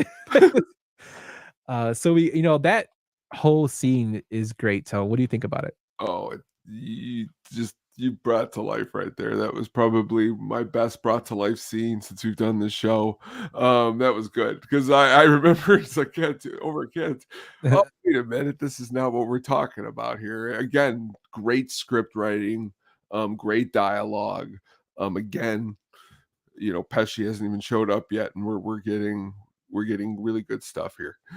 Yeah, just a great, great scene, couple scenes going in, and then when he calls his mother, Ralph Macchio and Stan go to call. He's like, "Do we know any good lawyers?" Stan tells him. He's like, "No." He's like, "I'm calling my ma." We find out Stan's family's actually in Chile. They're doing mountain climbing, which is pretty funny. One of the best lines I think during this scene is when he's talking to his mom. He's like, "Hello, ma." He's like, "We're down here we're booked for murder," and he's like, "Listen, ma, we think we're being used as patsies." And Stan goes out to scream, "The Klan is here. They're inbred. They sleep with their sisters." And everybody looks at him. All the sheriffs look at him, and he goes, "Some of them do." And we get the famous line of, "Will any lawyer do?" And his mom says, he asked Stan, "Will any lawyer do?" And he says, "I think so." And he tells his mom, "I think so," on the phone, and she says, "Oh, your cousin's a lawyer." And he's like, "Who?" "He is." He goes, "We have a lawyer in the family." He's like, "Great. Who is it?" "My cousin Vinny." And we cut to the introduction of Vinny and Mona Lisa. And with the song that's playing, Tone, I don't even know the name of the song. It's just so like 90s. Oh, it is. It's great. And it's great. They're in like I think a Cadillac. He's driving down. They're all dressed in black. They pull over to the side, and there's something wrong with the car. Vinny gets out, and Mona Lisa is taking pictures with her yellow little camera, uh, then she utters the line, "I bet the Chinese food down here is terrible," which is great. And we learn of the mud in the tire scene. And again, this scene was actually inspired by somebody the writer had really met in Alabama, who said he had mud in the tires. This scene also shows the great chemistry between Tomei and Pesci. I love the fact that he says, "Hey, you stick out like a sore thumb here," and she's like, "Oh, and you don't?" And he's like, At least I got cowboy boots." And she's like, "Oh yeah, what are you, a fucking world traveler?" just just that whole chemistry and like lines back and forth is what cracks me up. What do you think of this whole opening scene? Again, it's great. Again, I like to see, and I wish there was more of Pesci in a lead role because I think he can hold a lead role like he does in this movie, and it fits him perfectly. And his introduction is exactly why I think it's perfect for him. Yeah, it's a funny little like interaction with him and the townsfolk, and I thought it was really really done well. We then cut to the prison scene where Stan and Bill are actually taken to a real prison. Now, this was filmed in a real prison to await trial. We learned that the prison that the jail they're usually supposed to be housed in is actually condemned. So they brought them to a real prison. Now, in Bill and Stan's case of being accused of murder but awaiting trial, naturally they would have been sent to a county jail as they await trial. And however, since it mentions that the jail has been condemned, they had to wait their trial in state prison. In real life, this would be very unlikely to happen. And again, Jonathan Lynn was pushing for realism uh, for the film. But the reason he kept this in was that it added so much to the story that it added hilarity to the story, especially the later scene. Bill and Stan are put in a separate cell away from the prisoners, simply for the reason that they haven't been found guilty yet. And if they had been hurt or assaulted by the other prisoners, they would have waited before waiting trial. They both could have sued for being mistreated by temporarily incarcerated in a state prison.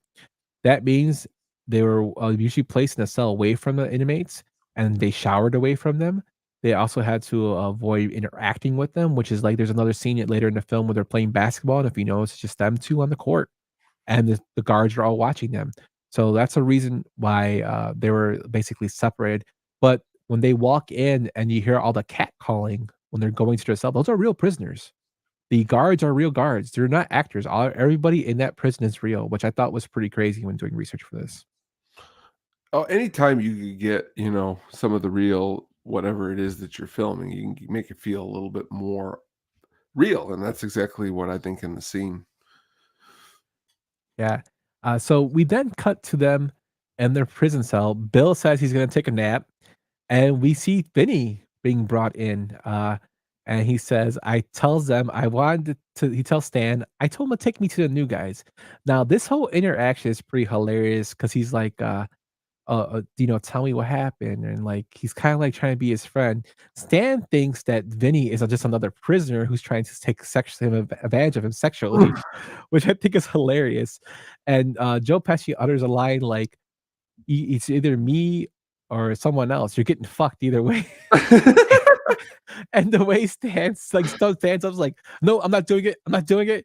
And he's like, "I don't know what the hell is wrong with you." And he starts smacking Bill on the ass as he wakes him up, and Bill jumps up and he gives him a hug. "Oh, Vinny," and he gave him a hug, which to me was like a hilarious little interaction. What'd you think of it? That's again, um, it's funny to see, Ralph Macchio again in a role that isn't Karate Kid, and again, he's great. He's great in this movie too. I mean, I wouldn't like to imagine, even though I like, the actors who could have played him instead that you mentioned earlier. He does a great job, and I think mixing it up here at the beginning is letting the viewer know you're in for more great laughs. Yeah, and like I said, the scene in which Vinny arrives to meet them in prison for the first time and Stanley misunderstands him, the purpose for Vinny's visit was actually originally deleted from the script by Jonathan Lynn, the director, because he pointed out in real life, Vinny would never be allowed anywhere near a prison cell in the situation due to a possible liability, which is totally true. When he meets Stan and Bill, his introduction to them would have been taking place the whole time in a prison interview room, which is totally true, which was shown in the very next scene. However, Lynn eventually realized, despite not being authentic, he would be cutting one of the funniest scenes of the movie out, so he kept it back in. And I think that is totally true because that scene between him and Stan is hilarious. If you guys have not seen this film, watch the film for that scene alone because this film in total does a lot of like misinterpretation by the characters. And this is one of the scenes that is totally great. Just the verbiage, the back and forth between the two is classic and hilarious. Uh, I thought he when Pesci tells him, "I think you should be, thankful for me getting," he's like, "Oh, I'm thankful," because he thinks he's gonna get sexually assaulted. He's like, "I should be thankful." Yeah, you little shit. That's what just that part makes me laugh. But as we transition to them now in the interview room, we learn that Vinny has only been working personal injury cases, and he's only been practicing for 6 weeks, and I love the line that, Bill gives him. It's like, "Vin, you graduated law school, like, 6 years ago. What you been doing?" "Studying for the bar." And we find out that he failed the bar his first time, his second time, his third time, and he passed on his sixth time, which again plays into the man he heard about taking the bar 13 times, which I think is pretty hilarious. And you could see, I think Mitchell Whitfield does a great job as Stan when he tells him the sixth time, and you can kind of see like the excitement drain from his face. And I mean, like in a situation, like what would you do if your lawyer told you he's been only practicing for 6 weeks? Well, again, it would depend on where I was. Like, if I'm down here in this situation where I took a tuna can and I got no one else and he's telling me that, I probably shouldn't complain. But again, finding out, you also don't feel very confident that you're going to win because if he didn't pass 6 times. But You know, you never know. Maybe he's like one of those baseball players that gets better as the years go on, and that's how his lawyering is going to be. Yep. Then we transition to Vinny actually being the judge, and this is the first introduction to Fred Gwynn. Uh, they go in. Basically, the lawyer has to meet the judge to see if he's fit enough to defend the defendants.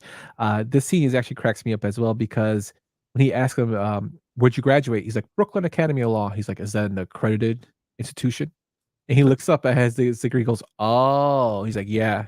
But and then he says, "Tell me about your cases," basically. He's like, "I defended the X murder, which I won on insanity," which and then and he's like, "Do you wanna hear the details of the case?" He's like, "No."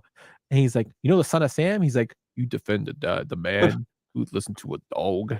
He's like, "No, no, no, no. See, before another guy was caught and, I defended that guy before they caught the real guy," which made me laugh, like and if you think about it, this is like in the '90s, so everything was done facts. So there Yeah, wasn't like the internet was still like young.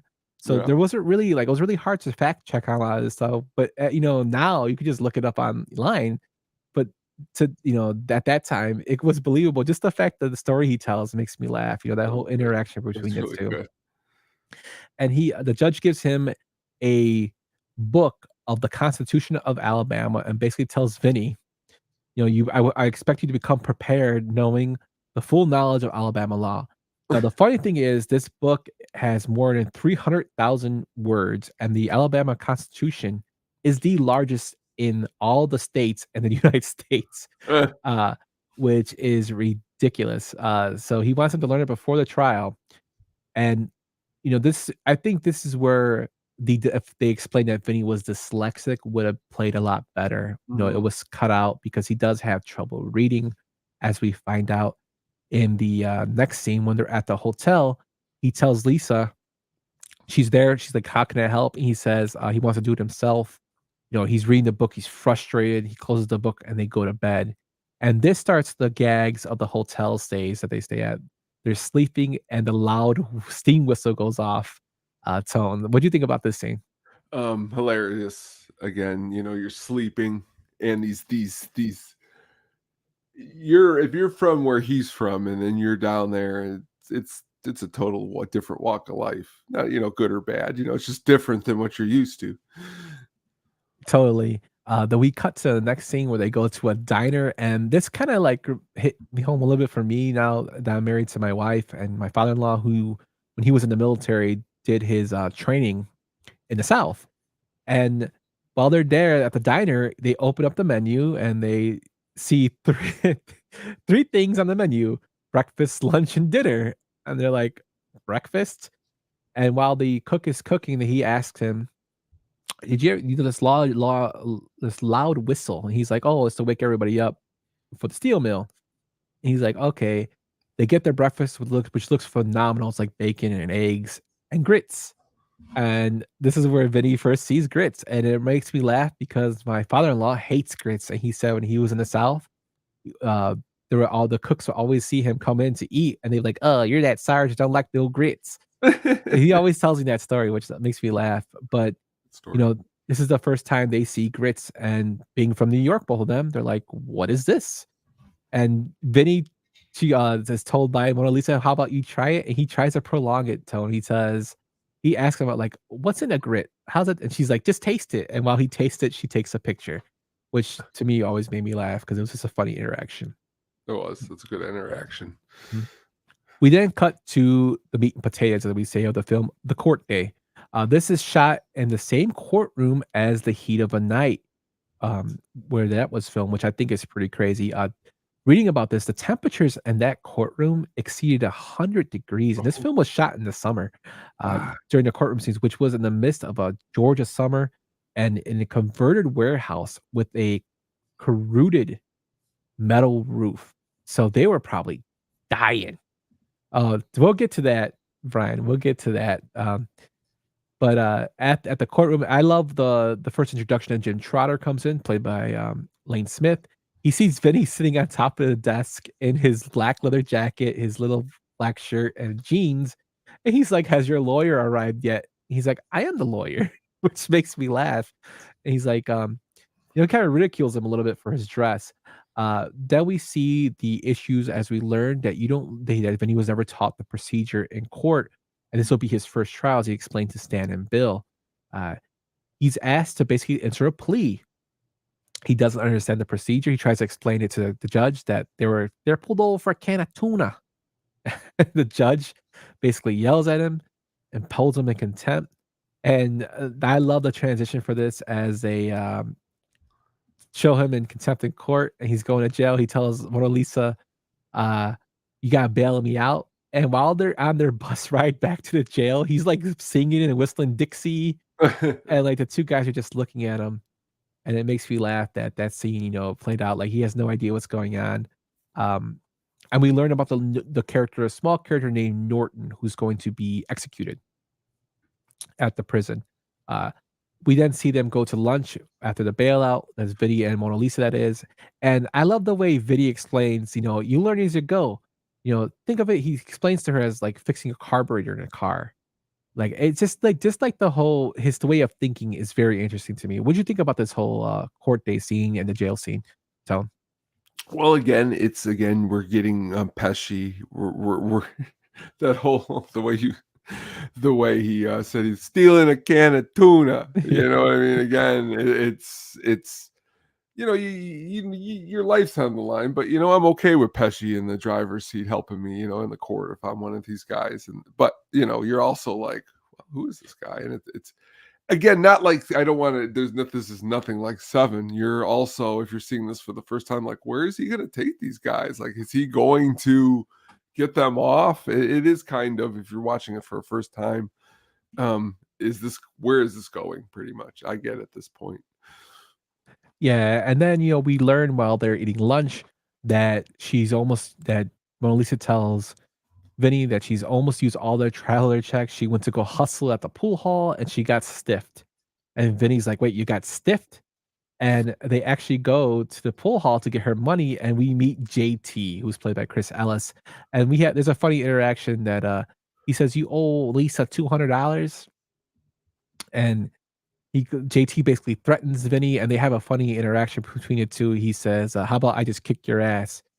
And he goes, "I could really use a good ass kicking, but nah, I'll just take the $200." And everybody laughs.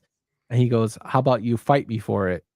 And that whole scene they have is great. I really love the fact the guy with the neck braces in this film, the guy in the scene has a neck brace. And when he sees him, he's like rear-ended right away. The injury lawyer comes out and goes, "No, I fell." And like then he tells him, "You get the money and we'll fight for $200." And this is a whole little gag that goes out throughout the film. And as they walk out, he says, "Did you fall at your place or someone else's?" And he's like, "My place." And he just shakes his head and walks out. What'd you think about the pool hall scene? Again, more introduction to more dialogue, more whip smart dialogue between Pesci and who he's interacting with, which is pretty much, honestly, for any movie he's in, he's like even in Raging Bull, where he's, not main anything he's saying. I gotta believe a lot of his lines, like I don't know for sure, but I mean, some of them can't be written word for word of him saying it. Some of them's got to be like right from the cuff, because that's how good he sounds when he's doing it, Yeah. We then find out that, Stan is very uncertain with Vinny's presentation at court. He's pushing for a public defender, and he kind of convinces Bill to do so. And while this is going on, we have another sleeping night of the whistle going off in the morning, and him telling Mona Lisa, "We have to, we'll go somewhere else to stay." We then cut to the courtroom where they're actually interviewing for a grand jury the witnesses to see if the trial should proceed. We have the witnesses of Riley, Tipton, and Crane, and they testify that Stan and Bill were there at the scene of the crime in the preliminary hearing. One of my favorite lines is when Crane says, when he asks Crane, he's like, "Was that those two boys?" He's like, "Yeah, that was those two boys driving all over the road." Like that line always cracks me up. It still does today when I watched the film actually yesterday. So most states, all felonies must be presented to a grand jury to determine if there is probable cause to proceed with a trial. However, the process is with problems. Grand jurors were often selected because they were friends of the judge or the prosecutor, and evidence such as hearsay is allowed even though it would not be admissible at trial. No judge is present, and defendants are not present for the grand jury meetings, and defense attorneys are almost never allowed to attend. Thus, despite being a protection in the Constitution, the grand jury process usually favors the prosecution. For this reason, many states have moved to a more open proceeding as seen in the scene, which I thought was great. In some states, the defense may challenge the state's case by means of a defense packet, which they include a statement by the defendant and evidence and his favor. One respect in which this film departs from accurate legal procedure is sped by which the case proceeds to trial. In general, it's rarely, if ever, less than 180 days for this Yeah. stuff to happen. Uh, I love this film for that aspect of it. I know I'm giving you a bunch of legal mumble jumble, but this is why these scenes are shown because it's showing that this actually does happen in the courtroom. And like we said, Jonathan Lynn wanted more authenticity to the court scenes. Uh, Vinny, again, after this scene, he is asked to stand up by the judge, and the judge says, "Didn't I tell you to wear a suit and tie to this courtroom?" And he responds, "You were serious about that?" Then we cut to them on the bus. Again, he's in contempt in court. And he says one of the best lines in the film. Stan is basically ridiculing him, saying, "Why did you argue? You could have had this case thrown out." And he responds, "Stan, you're in fucking Bama. You were from New York. You killed a good old boy. There is no way this ain't going to trial." And it's totally true. That whole interaction was great. What'd you think about this whole interviewing of witnesses and then the interaction on the bus? Again, it's fun. It's not like Groundhog Day, but again, ending up back on the bus again. It's like the cartoon where like you get out and then you do it again, and then you're back in that same place to get back to. I think it's again, I mean, watching these characters, I for one school year went to Vincennes. It's about 3.5 hours down south of Indiana in the very bottom tip corner. While I was there, I met a gentleman from New Jersey. We became really good friends, and honestly, his dad grew up with Joe Pesci, which we'll talk about at a later time.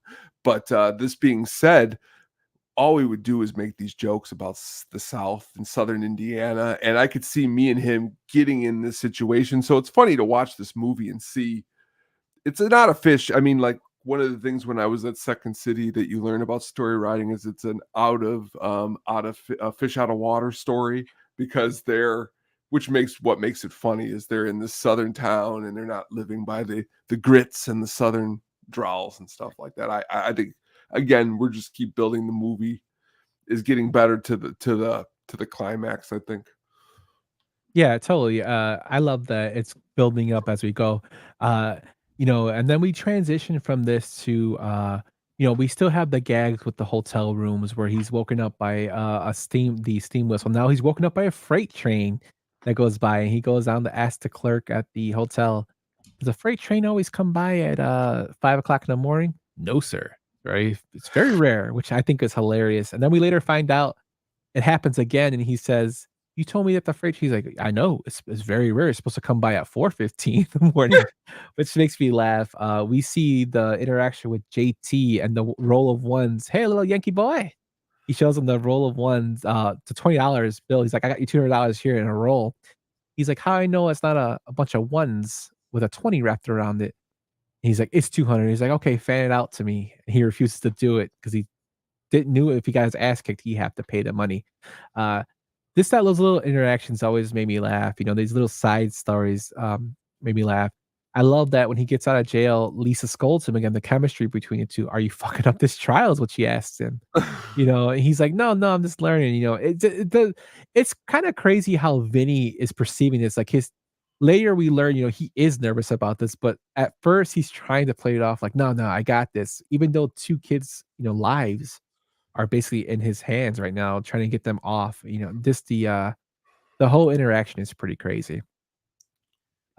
We learn again, Stan pushing for a public defender, meets with the public defender, and we see him meet him, and, he comes in and says, "No, I just want you to tell me about your side of the story."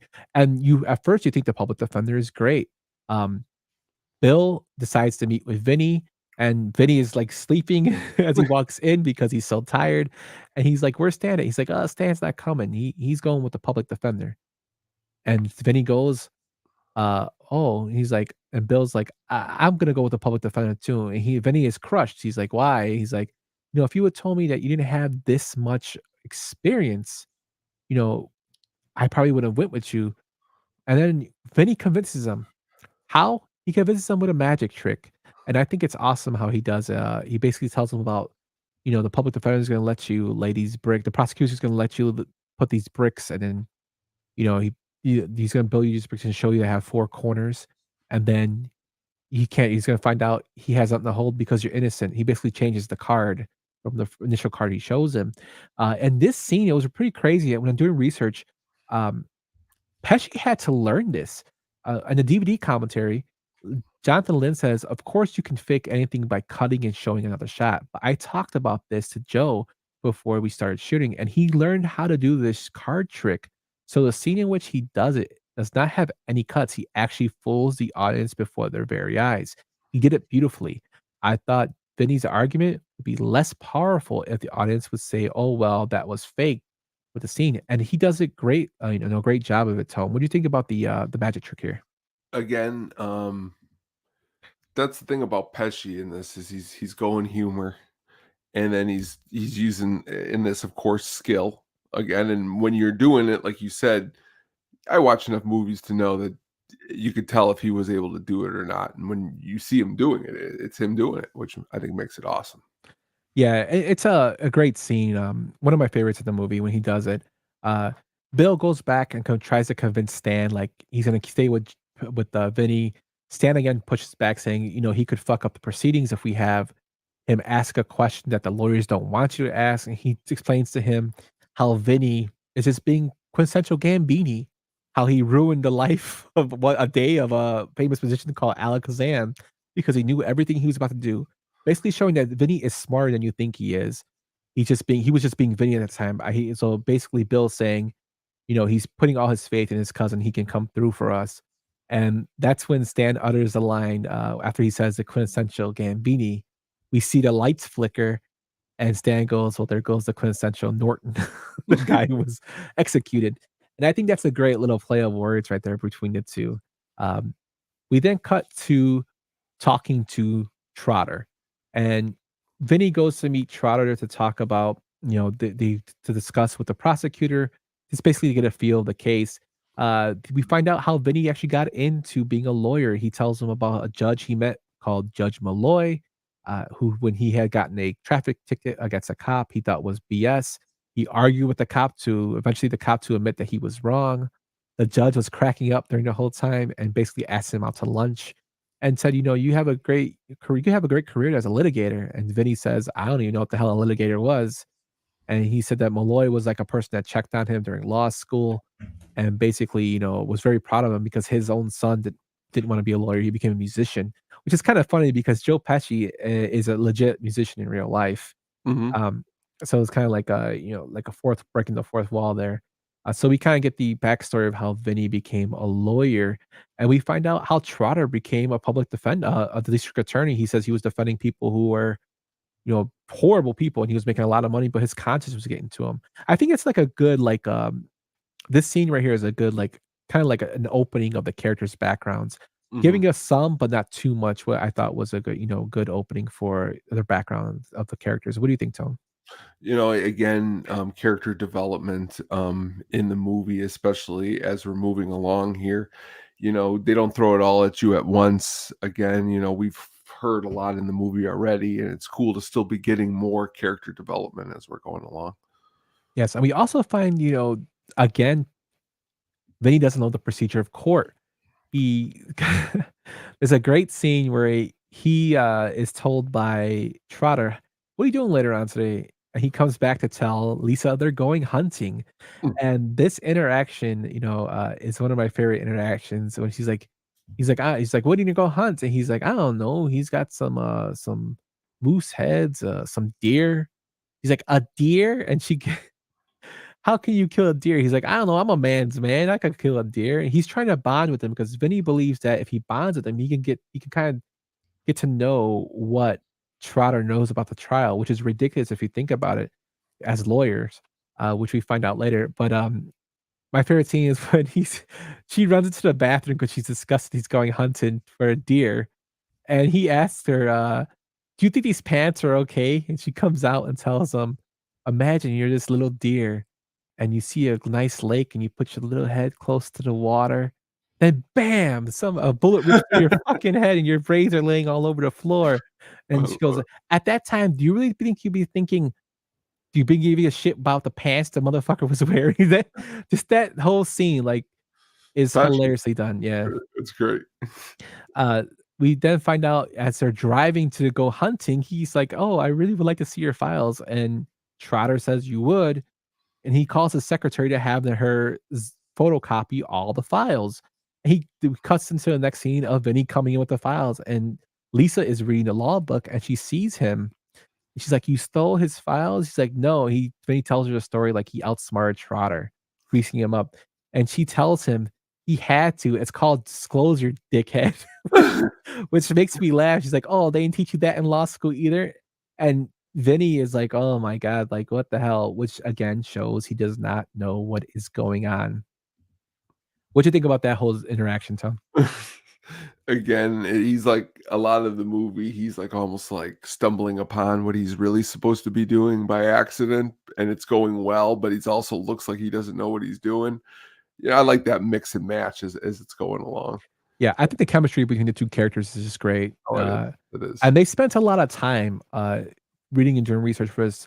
A lot of the cast members hung out, but Pesci basically and Tomei actually made it look actually like a real relationship where they spent a lot of time together to try and get that chemistry going. I think they did an excellent job.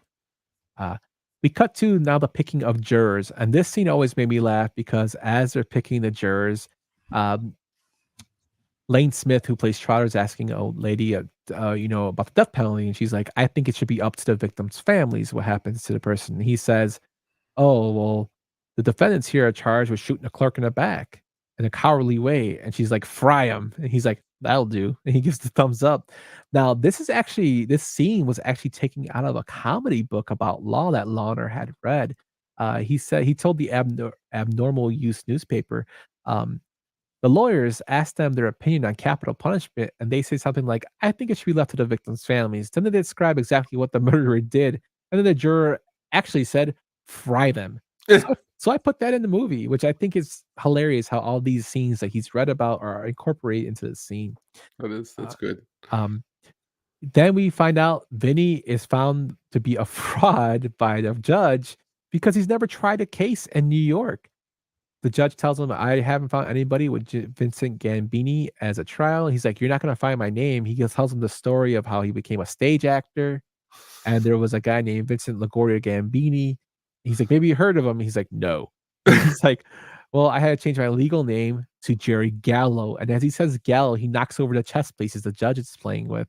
And that was actually authentic. According to director Jonathan Lynn, the scene was so authentic and hilarious, he just left it in because he thought it was funny. And I think it shows like how much of a klutz Vinny is and like how you can tell he's uneasy. Oh yeah. We later find out as he's walking out, he tells Lisa what happened, and she's like, "Oh yeah, the big lawyer from New York." He's like, "Yeah, he's pretty prominent." He's like, "He was in the papers." He's like, "Yeah." He's like, "You didn't read the articles, right?" He's like, "No," because he's dead. So now we have the fact of Vinny being found out he never tried a case, which puts another layer of issues that are coming on. They then stay at the cabin of Trotter, who offered it to them because he told them about their sleeping issues. We see the famous scene of the biological clock here, where Lisa is upset that this trial is going nowhere. She doesn't know how to help. Her niece is getting married. They're supposed to be married. She feels like she's getting old, like everything's stretching out. And that's where Vinny finally blows his top and says, "I have 2 kids that are going to be in trial. I'm under pressure. I have a judge who's dying to put me in jail. I have," he's like, "I have trains, loud whistles." He goes, "Is there anything else you can put in this case?" And she's like, "Oh, maybe I shouldn't have brought this up.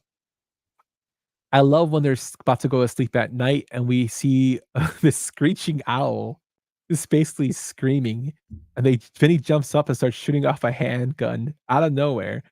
So according to the director of this scene, the eastern screech owl in the scene in the woods was a real owl that had a little prior training, so it wouldn't be scared away by the gunfire. The crew got it to open its mouth by giving it little pieces of beef and artificially introduced the screeches that were added in post production. The owl's reaction to jumping when the gunshot are authentic, which I think is hilarious. Again, we found out this is something that really happened to the screenwriter when he was doing his research in the South. What do you think about this whole transaction? This whole transition of scenes with the biological clock and a screeching owl. Again, Lynn's really good with the comic timing. I mean, a couple movies back, he does Clue, some really good comic timing in that. Just keeps it up, man. The movie's just keeping it going. Yes, and then we got to the famous, as they hear the screeching owl, they decide to sleep in their car in the middle of a field, and Lisa's telling, "Oh, this is so romantic, all this sleeping under the stars," and he's like, "I don't see any stars," and we find out it starts pouring rain, and this is where we get the mud gag when they wake up in the morning, and he falls in the mud to get his suit out. He basically throws his suit in the mud. He has 30 minutes to get to court. They have to go find a cleaner, he has to take a shower, and he sees JT, who says he has the money, and he just jumps at him and punches him in the face and takes the money away, which kinda puts a cap on that whole scene. And he walks into court wearing the most ridiculous outfit, like a 1950s prom outfit that is velvet red. And when he walks in, the judge says, "Are you mocking me?" He's like, "No, I'm not mocking you." He tells him, I had a suit, you saw it. I tried to get it clean. Apparently, the cleaners have the flu, and it's the only one in the town. So he went to a secondhand store to get this suit. He goes, "For you." And he asks him, "Are you on drugs?" He's like, "No, I don't take drugs." And gets held in contempt again, even though he tried to do right by the judge, which I think is pretty funny. We then see, which is one of my, thank you. Mr. Gambini, are you mocking me with that outfit? Great timing there, Tone, because that I know. I didn't want to speak over your words, but it was great you said it. And I was like, I think I got that one. Yeah, that's a great one. We then see the great scene of the public attorney and the cross-examination of Mr. Tipton.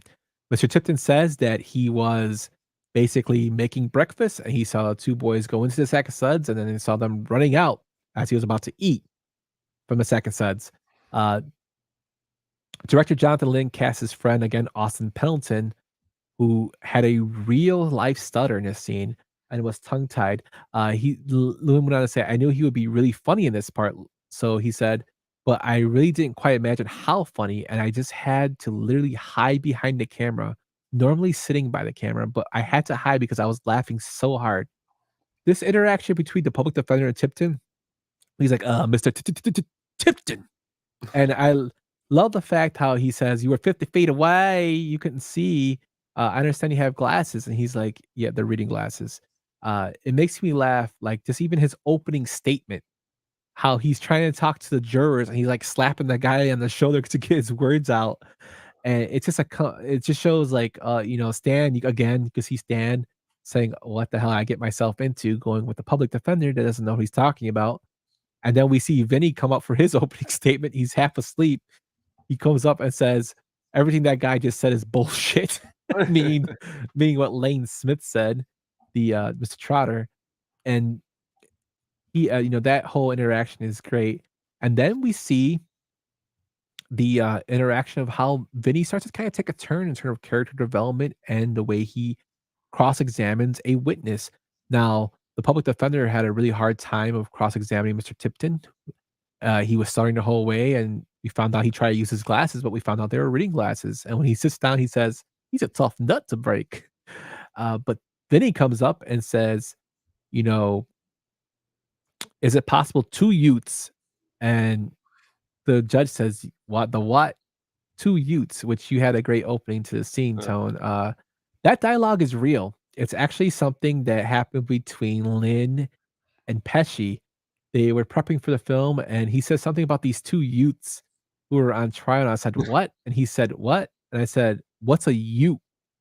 Limerick called. I realized as we were having this conversation that this is something that ought to happen between Vinny and the judge, so he wrote it that way when he did the rewrite, and it's a great scene. It's probably the most iconic scene of this whole film.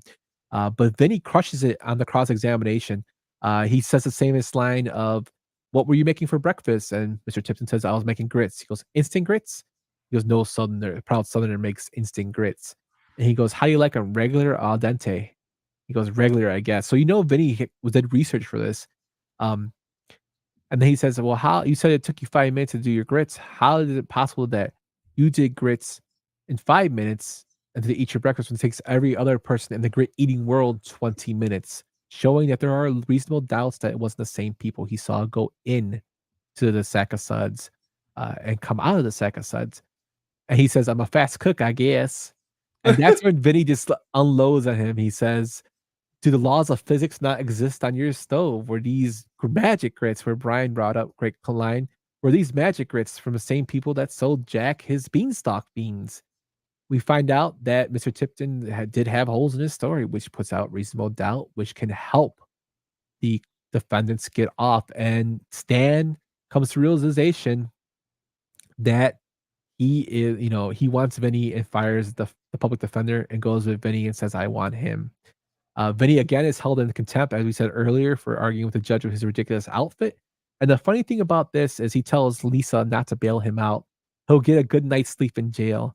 And they cut to him in jail, sleeping like a baby as there was a prison riot, which makes me laugh. The best part about this doing research for that is that scene where he's in jail was actually filmed the day after Joe Pesci won the Academy Award for Best Supporting Actor for Goodfellas. He actually brought it to the set, and, Whitfield, actually, who plays Stan, said, Nobody touch it. It's bad luck to touch it." Kinda like the Stanley Cup. He's like, "It's bad luck to touch it. Don't touch it." So, it's kinda funny that, he brought the award to the set, and we later find out that, Marissa Tomei would eventually win an award for her role in this film. Uh we then cut to the discrediting of witnesses. We see him talk to one of the witnesses who had bushes and dirt in his house. He gets him to discredit him.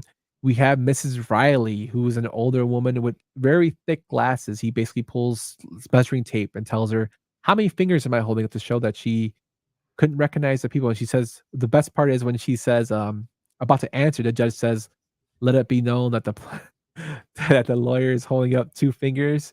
He's like, "Your Honor," basically telling her the answer. And he's like, "Oh, sorry," which shows a more comedic, timing between the 2. And he responds, "Okay, how many fingers am I holding up now, Mrs. Riley?" And only Mrs. Riley. And we cut to Fred Quinn giving like a fuck, like a fuck you face. Uh-huh. That whole interaction, like, what'd you think about the discrediting of witnesses and then him and the Tipton interaction? These pictures of My house and stuff. house and stuff. Again, man, it's great that they were able to really, because when we're talking about it like this, even there's not another movie like this, really, like a courtroom drama where the comedy is really, really, really good. I mean, we're not talking about Jury Duty here with Pauly Shore. I mean, this is, I think it's just the dialogue is where it's at. Whip smart dialogue. Yeah, I love it. We then cut to since Vinny is killing it at court, we cut to Trotter calling him at night to tell him he has some evidence and an expert witness. So Trotter's phone call the night before the witness is in no way part of rules of discovery. To follow the proper rules, Trotter has to give the actual names either over the phone or fax or in person. Vinny's argument when they go to court about the surprise witness is valid, and this is the first time when they find out George Wilbur, who's played by James Reborn, who I love as a character actor, comes in from the FBI. He examines tire tracks and whatnot, and Vinny gives a great argument to the court case about why it's invalid, but it's overruled. But if since he is overruled, this actually in reality would open up a doorway for him to call for a a a retrial, basically, because of this overruling. Basically, they'll have grounds for another trial. if he were found guilty, which I think is pretty crazy. Any contempt in court would be held in a small prison cell in a courthouse or in a cell at a sheriff's station, never at an actual prison. Any contempt of court that is by basically the contempt of courts he gets are like the prison cell, but again, the prison cells are actually shut down. Um, I love the whole interaction between him and the judge because it shows that Vinny is learning the court system and finding out what he can do to get his clients the best possible outcome. He would have excellent grounds again for appeal if he was since he was overruled. So that the whole growing of the Vinny character is very great here, Tone. Yeah. Oh yeah. The exchange between the prosecutor and the automotive expert about the equipment used to analyze the tires was taken verbatim from an actual court transcript. The Hubert Packard Model 5710A with a flame analyzing detectors. The DEA quiped, "Does that thing come with turbocharged?" And the witness answered, "Only on the floor models." This appears in a lot of funny things said in court collections. Also, when my brother loves the scene where he says, "How are the tire tracks?" He goes, "They're identical." And he goes, "Identical," which always makes me laugh too. Lane Smith, another actor who's gone way too soon, was excellent in the role of Trotter. Vinny is then called, to talk to the witness, but a recess is called by the judge because we find out Jerry Gallo is dead, and Vinny says, "Jerry Gallo, he's dead." And he goes, "I was just about to tell you that." He goes, "My name is Callo, Callo." The judge gets frustrated and tries to call the clerk and finds out, yeah, he can call back after 3. So Vinny has to win this case within 90 minutes. This leads to him going to lunch with Lisa. He's looking at the photographs and he gets to a fight with her because she's saying, "How can she help?" And he says, "Nothing. You can really help me with nothing right now." He gets irritated to the point where he looks through the pictures she has.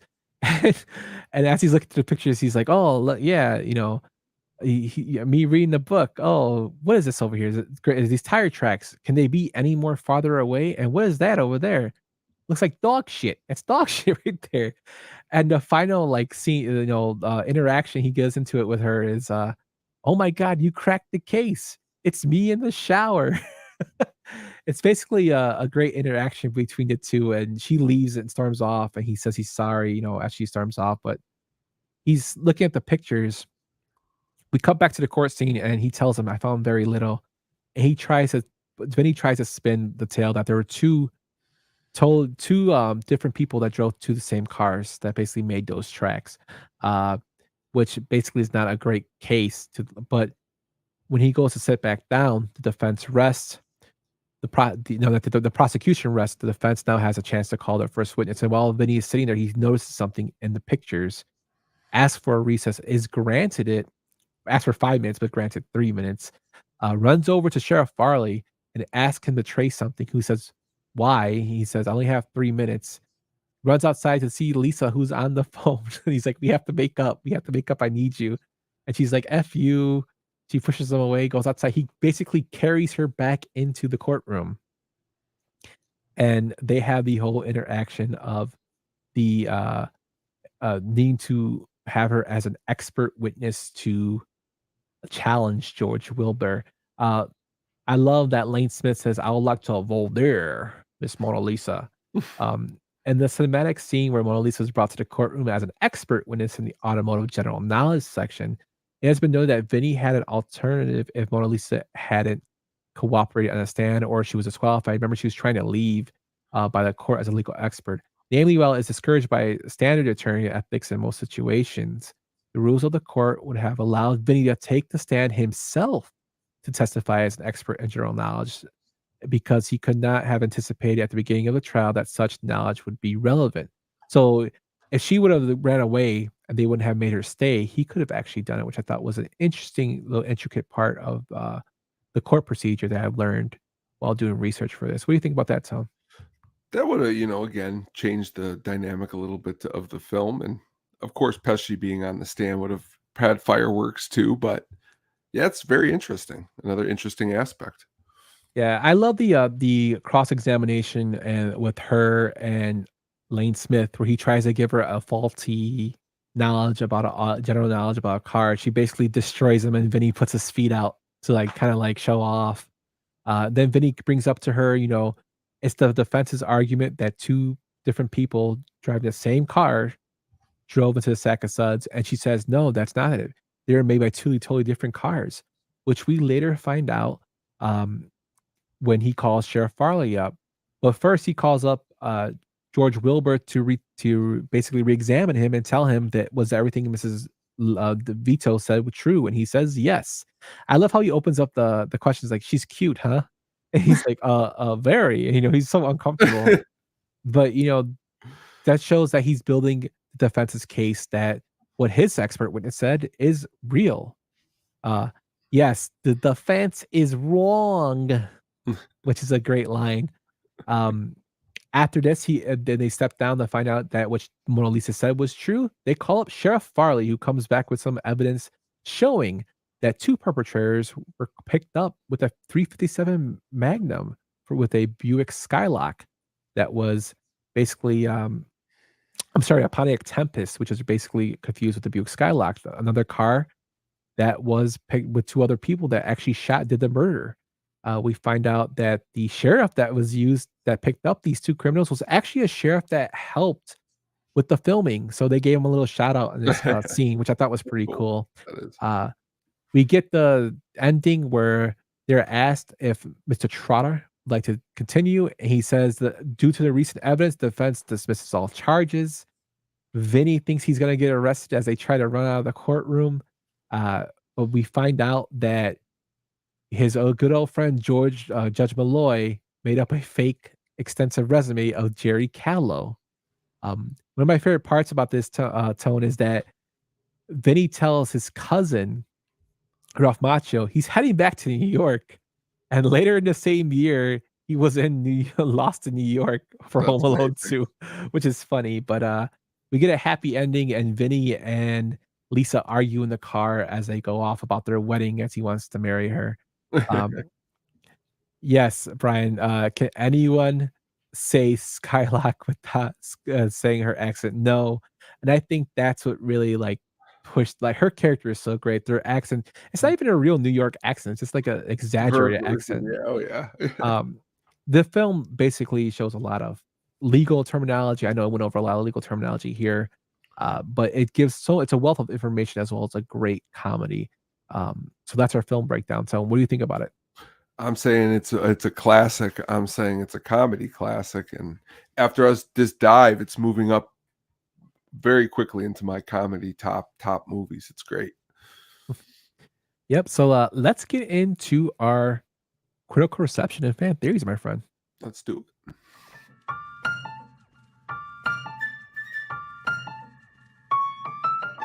You know that fat cocksucker says I look like the Shah of Iran? Who does? Tony. I never got that at all.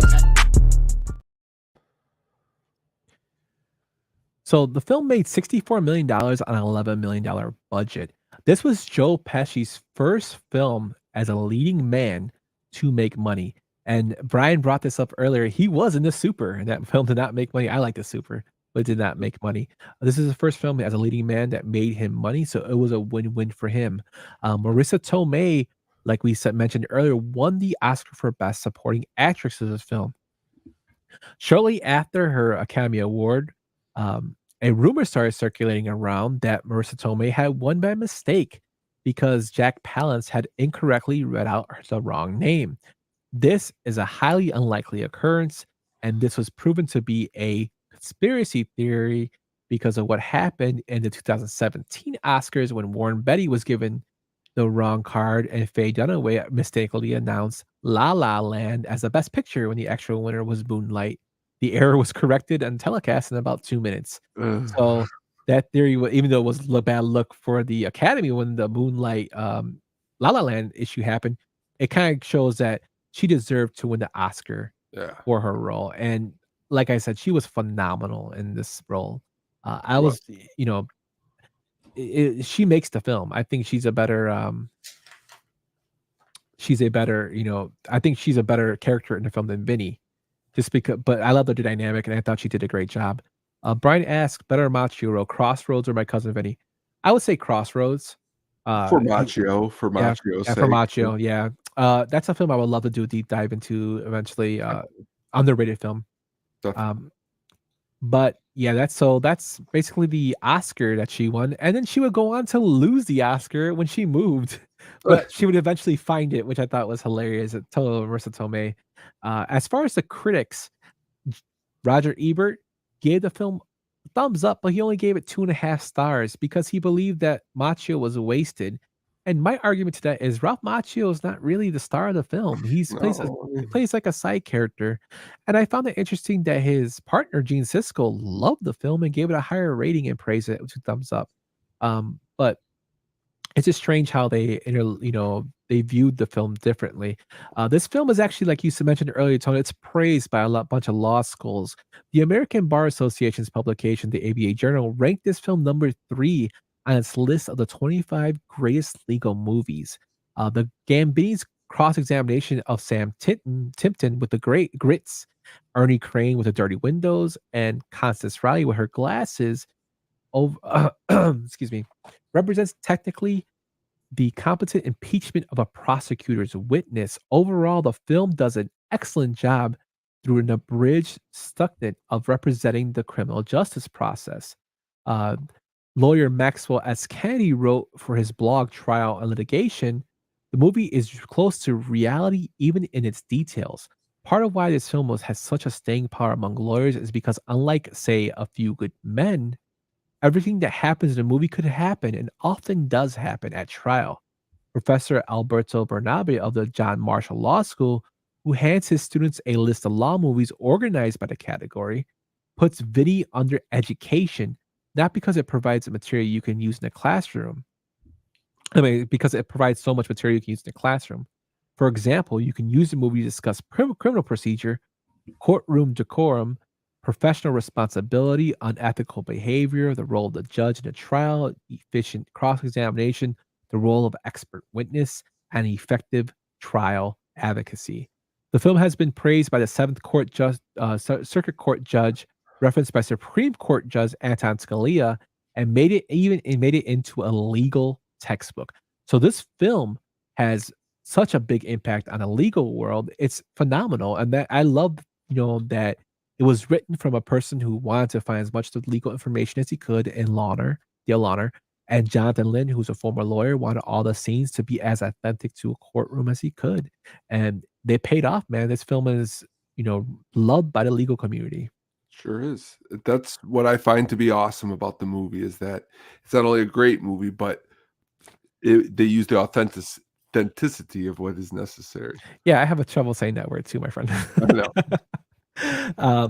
The funny thing is, Tom, there was a Bollywood version of this film. I'm not gonna pronounce it because I don't know how to say the words, but it's basically translated to The Guy is Fearless, and it was directed by Ravi Chopran and starred Giovita, Laura Dutta, and Samushmita Sen Chopra.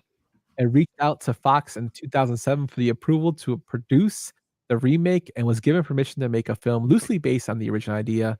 In 2009, Fox sued them for the company because they said the remake was not approved and the script review showed to be a substantial reproduction of the US film with a identical storyline. They were basically settled with Fox paying the studio $200,000. To me, is funny. The film is so popular in pop culture, it was actually mentioned in football for Deflategate. Rudy Giuliani is the only person who has randomly referenced My Cousin Vinny during a press conference, which he has done, which is kind of funny because Rudy Giuliani is going through his own legal issues right now. But Bill Belichick said, "I would not say I am Mona Lisa Vito of the football world." As he said when asked about his football pressure. When she heard about this, Marissa Tomei texted Joe Pesci, and they both thought it was pretty funny about that Belichick would mention her name and My Cousin Vinny when referring to knowing about football pressure. So that's is like I said, this film is big pop culture. There was a planned sequel for this film. A sequel was discussed where Vinny Gambini would be practicing law in Britain. Unfortunately, Marissa Tomei did not like the script and she dropped out of the project. And subsequent attempts with another screenwriter to create a suitable story without her character went nowhere to the point where their proposed film was canceled. However, in 2017, mystery writer Lawrence Kelter began a sequel novel called Back to Brooklyn, which has the further cases of Vincent Gambini as an attorney with Mona Lisa Vito serving as his investigator. This was intended to be the first of the My Cousin Vinny novel series, which is intended to be essentially a modern working of the class Italian American version of The Thin Man, a mystery series from 1934. So that book, I actually found it on Audible. I have an Audible subscription. I Mhm. use one of my credits to purchase it, so I'm gonna listen to that when I get a chance. What do you Ye think about the sequel possibility? Again, she's not in it. I don't know if we're really, we're in Airplane 2.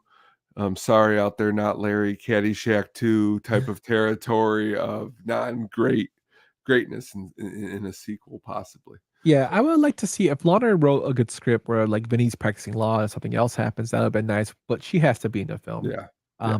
I think it's kinda been just let sleeping dogs Yeah. lie, and just leave it the way it is.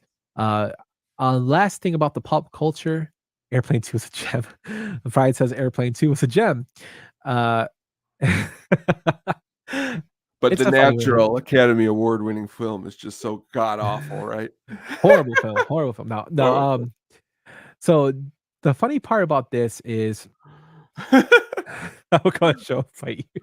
That'd be great, like, he just appears. Yeah, so you see him, like, with a chair shot in the back. He just Like, punches me si like, Freddy Krueger when, it's Johnny Depp, "This is your brain on drugs," and he just hits Yes, him with a frying yes, pan. yes, that's right. Uh, but the funny part about this is Joe Pesci actually reprised his character of Vincent LaGuardia Gambini, and he did so in a form of a musical album called Vincent LaGuardia Gambini Sings Just for You. Tone, have you heard this album? Actually, no, but, me and my old musical podcast, this might be a good one to do a deep dive on, So, or a it's soundtrack it's on it. not a great album. It has I know it's one song that's actually pretty decent, and it's called "Wise Guy." Ooh. Uh, and it's him basically talking like it's a him rapping basically. If you want, the music video is actually available on, YouTube, Oh, I'll be and watching it. Frank Vincent, who from The Sopranos and Mhm. Billy Batts from Goodfellas, is actually in the video with Oh, Joe wow. Pesci. Oh, wow. Uh, it's pretty funny. You should check it out. I will. Yeah, it's funny that he did it. I actually listened to it when it came out because I was like, "What is this?" And it made me laugh, but definitely check it out. It was on, TRL, I think, for an episode. Somebody requested it, and That's it's just good. weird to see Joe Pesci rapping, even though he is a singer. Um, so we have one fan theory, Tom, and I wanna know what you think about it. So this fan theory is from the the universe of Reddit from Shadow Ops 84. He says, "I believe that Sheriff from My Cousin Vinny is Daniel Simpson, D-Day from Animal House." He says, they're played by the same actor, but Sheriff Fario looks the right age to be D-Day 30 years later. Also, the epilogue to Animal House states that D-Day's current whereabouts are unknown, and the last time he was seen, he was driving away in a stolen police car. D-Day clearly disappeared and created a new identity for himself, much easier to do in the 1960s, moved to Alabama, and became a law enforcement officer. What do you think about that, man? Right now, I wanna do the part from Animal House where it's like, "Doodaloo, doodaloo, doodaloo, doodaloo, doodaloo, doo." But, man, that I actually, out of all our fan theories, it's a pretty cool one because Yeah, I mean, but, like, again, I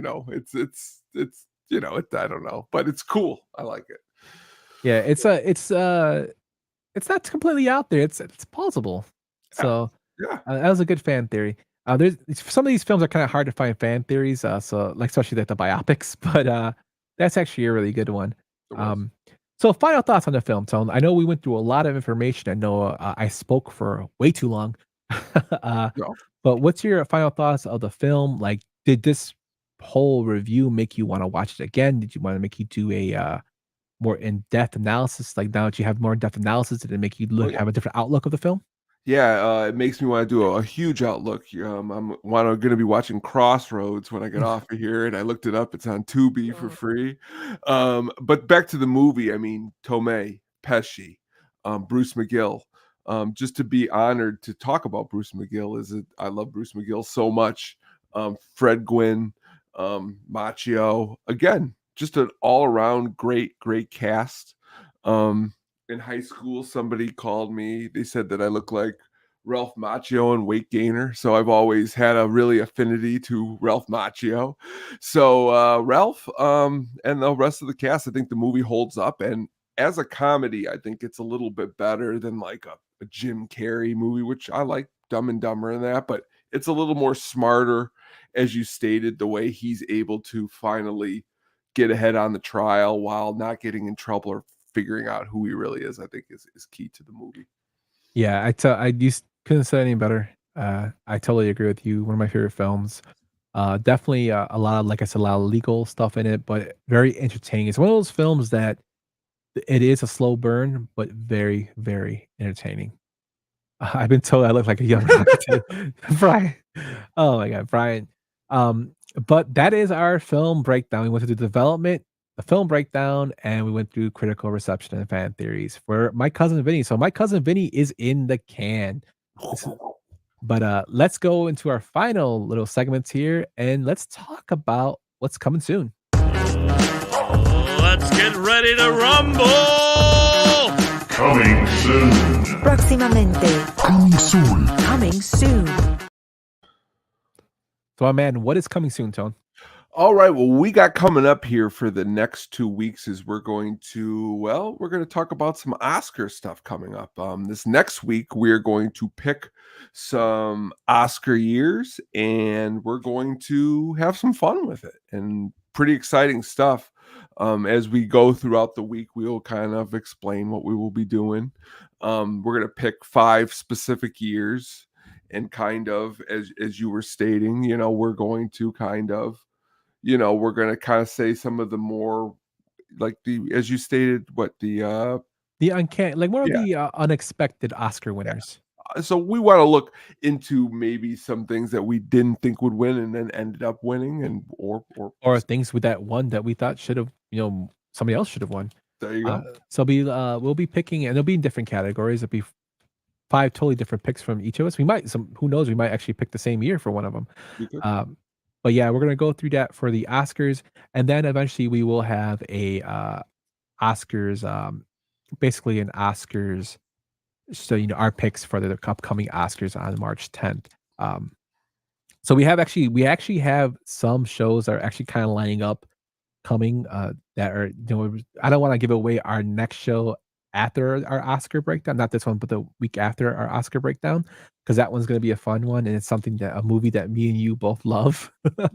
But yeah, we got some Oscar talk coming the next 2 weeks, and then we have another great show coming up after that. But since you know what's coming soon, there's only one more other segment to go with, and that's the Sugar Baggy soundtrack pick of the week. The Sugar Baggy soundtrack pick of the week.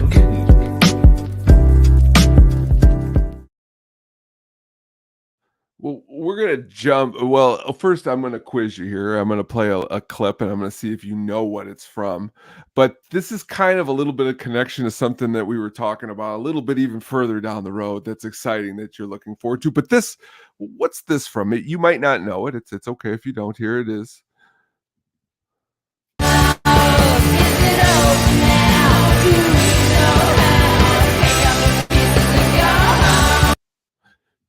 Do you remember what soundtrack Hole doing Gold Dust Woman was on? If you don't, we're talking about down the road doing The Crow. This is the follow-up soundtrack to The Crow City of Angels. Not as good as The Crow 1 soundtrack, but still. White Zombie doing I'm Your Boogeyman. That one kind of stuck in my head. You got Hole, you got Filter, you got PJ Harvey, you got Toadies, you got Iggy Pop. Again, nowhere near as strong as the first one, but for some reason, it was after Courtney Love didn't look like she did on the other album. She cleaned up a little bit, and Celebrity. Hear a little different Gold Dust Woman. And what's ironic is I was just like in my head, I'm just like City of Angels, The Crow, and we'll never be possibly talking about City of Angels, but why not talk about this soundtrack? Check it out. I actually like the City of Angels. It's not that bad. Iggy Pop's in it too, which just makes me laugh. Yes. Again, I do have to rewatch it because I did see this one in the theater, and I don't think I've seen it in 20-something years. So yeah, it's not sure. the original. I mean, if we talk to Brian, the original is horrible, but it's not the original, but it's not a horrible rendition of The Crow. I think the ones that come after this are bad. The one with what's his name is really bad. Ever Furlong. Yeah, Johnny Cuervo. His name was Johnny Cuervo or something in the movie. So bad. Yeah, but the one thing that is consistent with the films is they have excellent soundtracks. So I will check this out. Actually, I'll look this up and see if I can listen to it on Apple Music. Do it. But good pick, man. Thank you.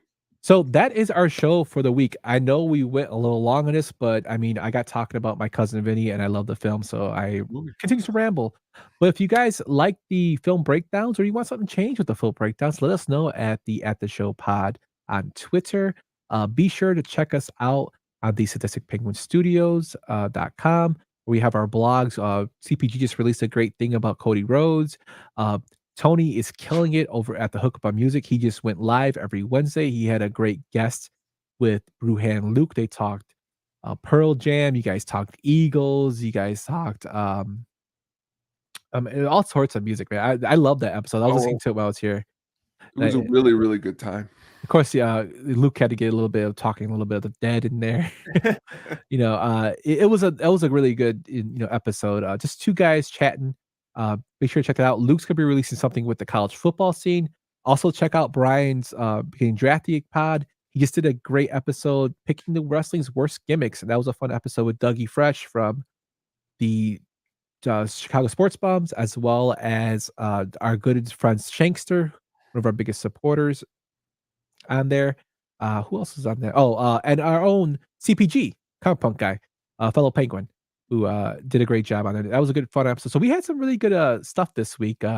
We have some more good stuff coming in soon. So be sure to check us out on the website and check out our YouTube at Sadistic Penguin YouTube. Be sure to like and subscribe there. Any closing thoughts, Tom? You know what's been in my head since last week? This. And honestly, I'll shout out to Brian. I've been nothing but listening to the Los Lobos versions of the Richie Valens songs, and he is right. They do really kill, and they're really awesome, and that's a great soundtrack too. So honestly, this whole next week it'll be My Cousin Vinny in my head until we see you again. So thank you so much, everybody. Yeah, thank you so much, everyone. You have a good night, and we'll be back next week with some more Oscar talk. Thanks for listening to the At the Show podcast, a Sadistic Penguin Studios production. Game over, man. It's game over. What the fuck are we gonna do now? What are we gonna do? Maybe we could build a fire, sing a couple of songs, huh? Why don't we try that?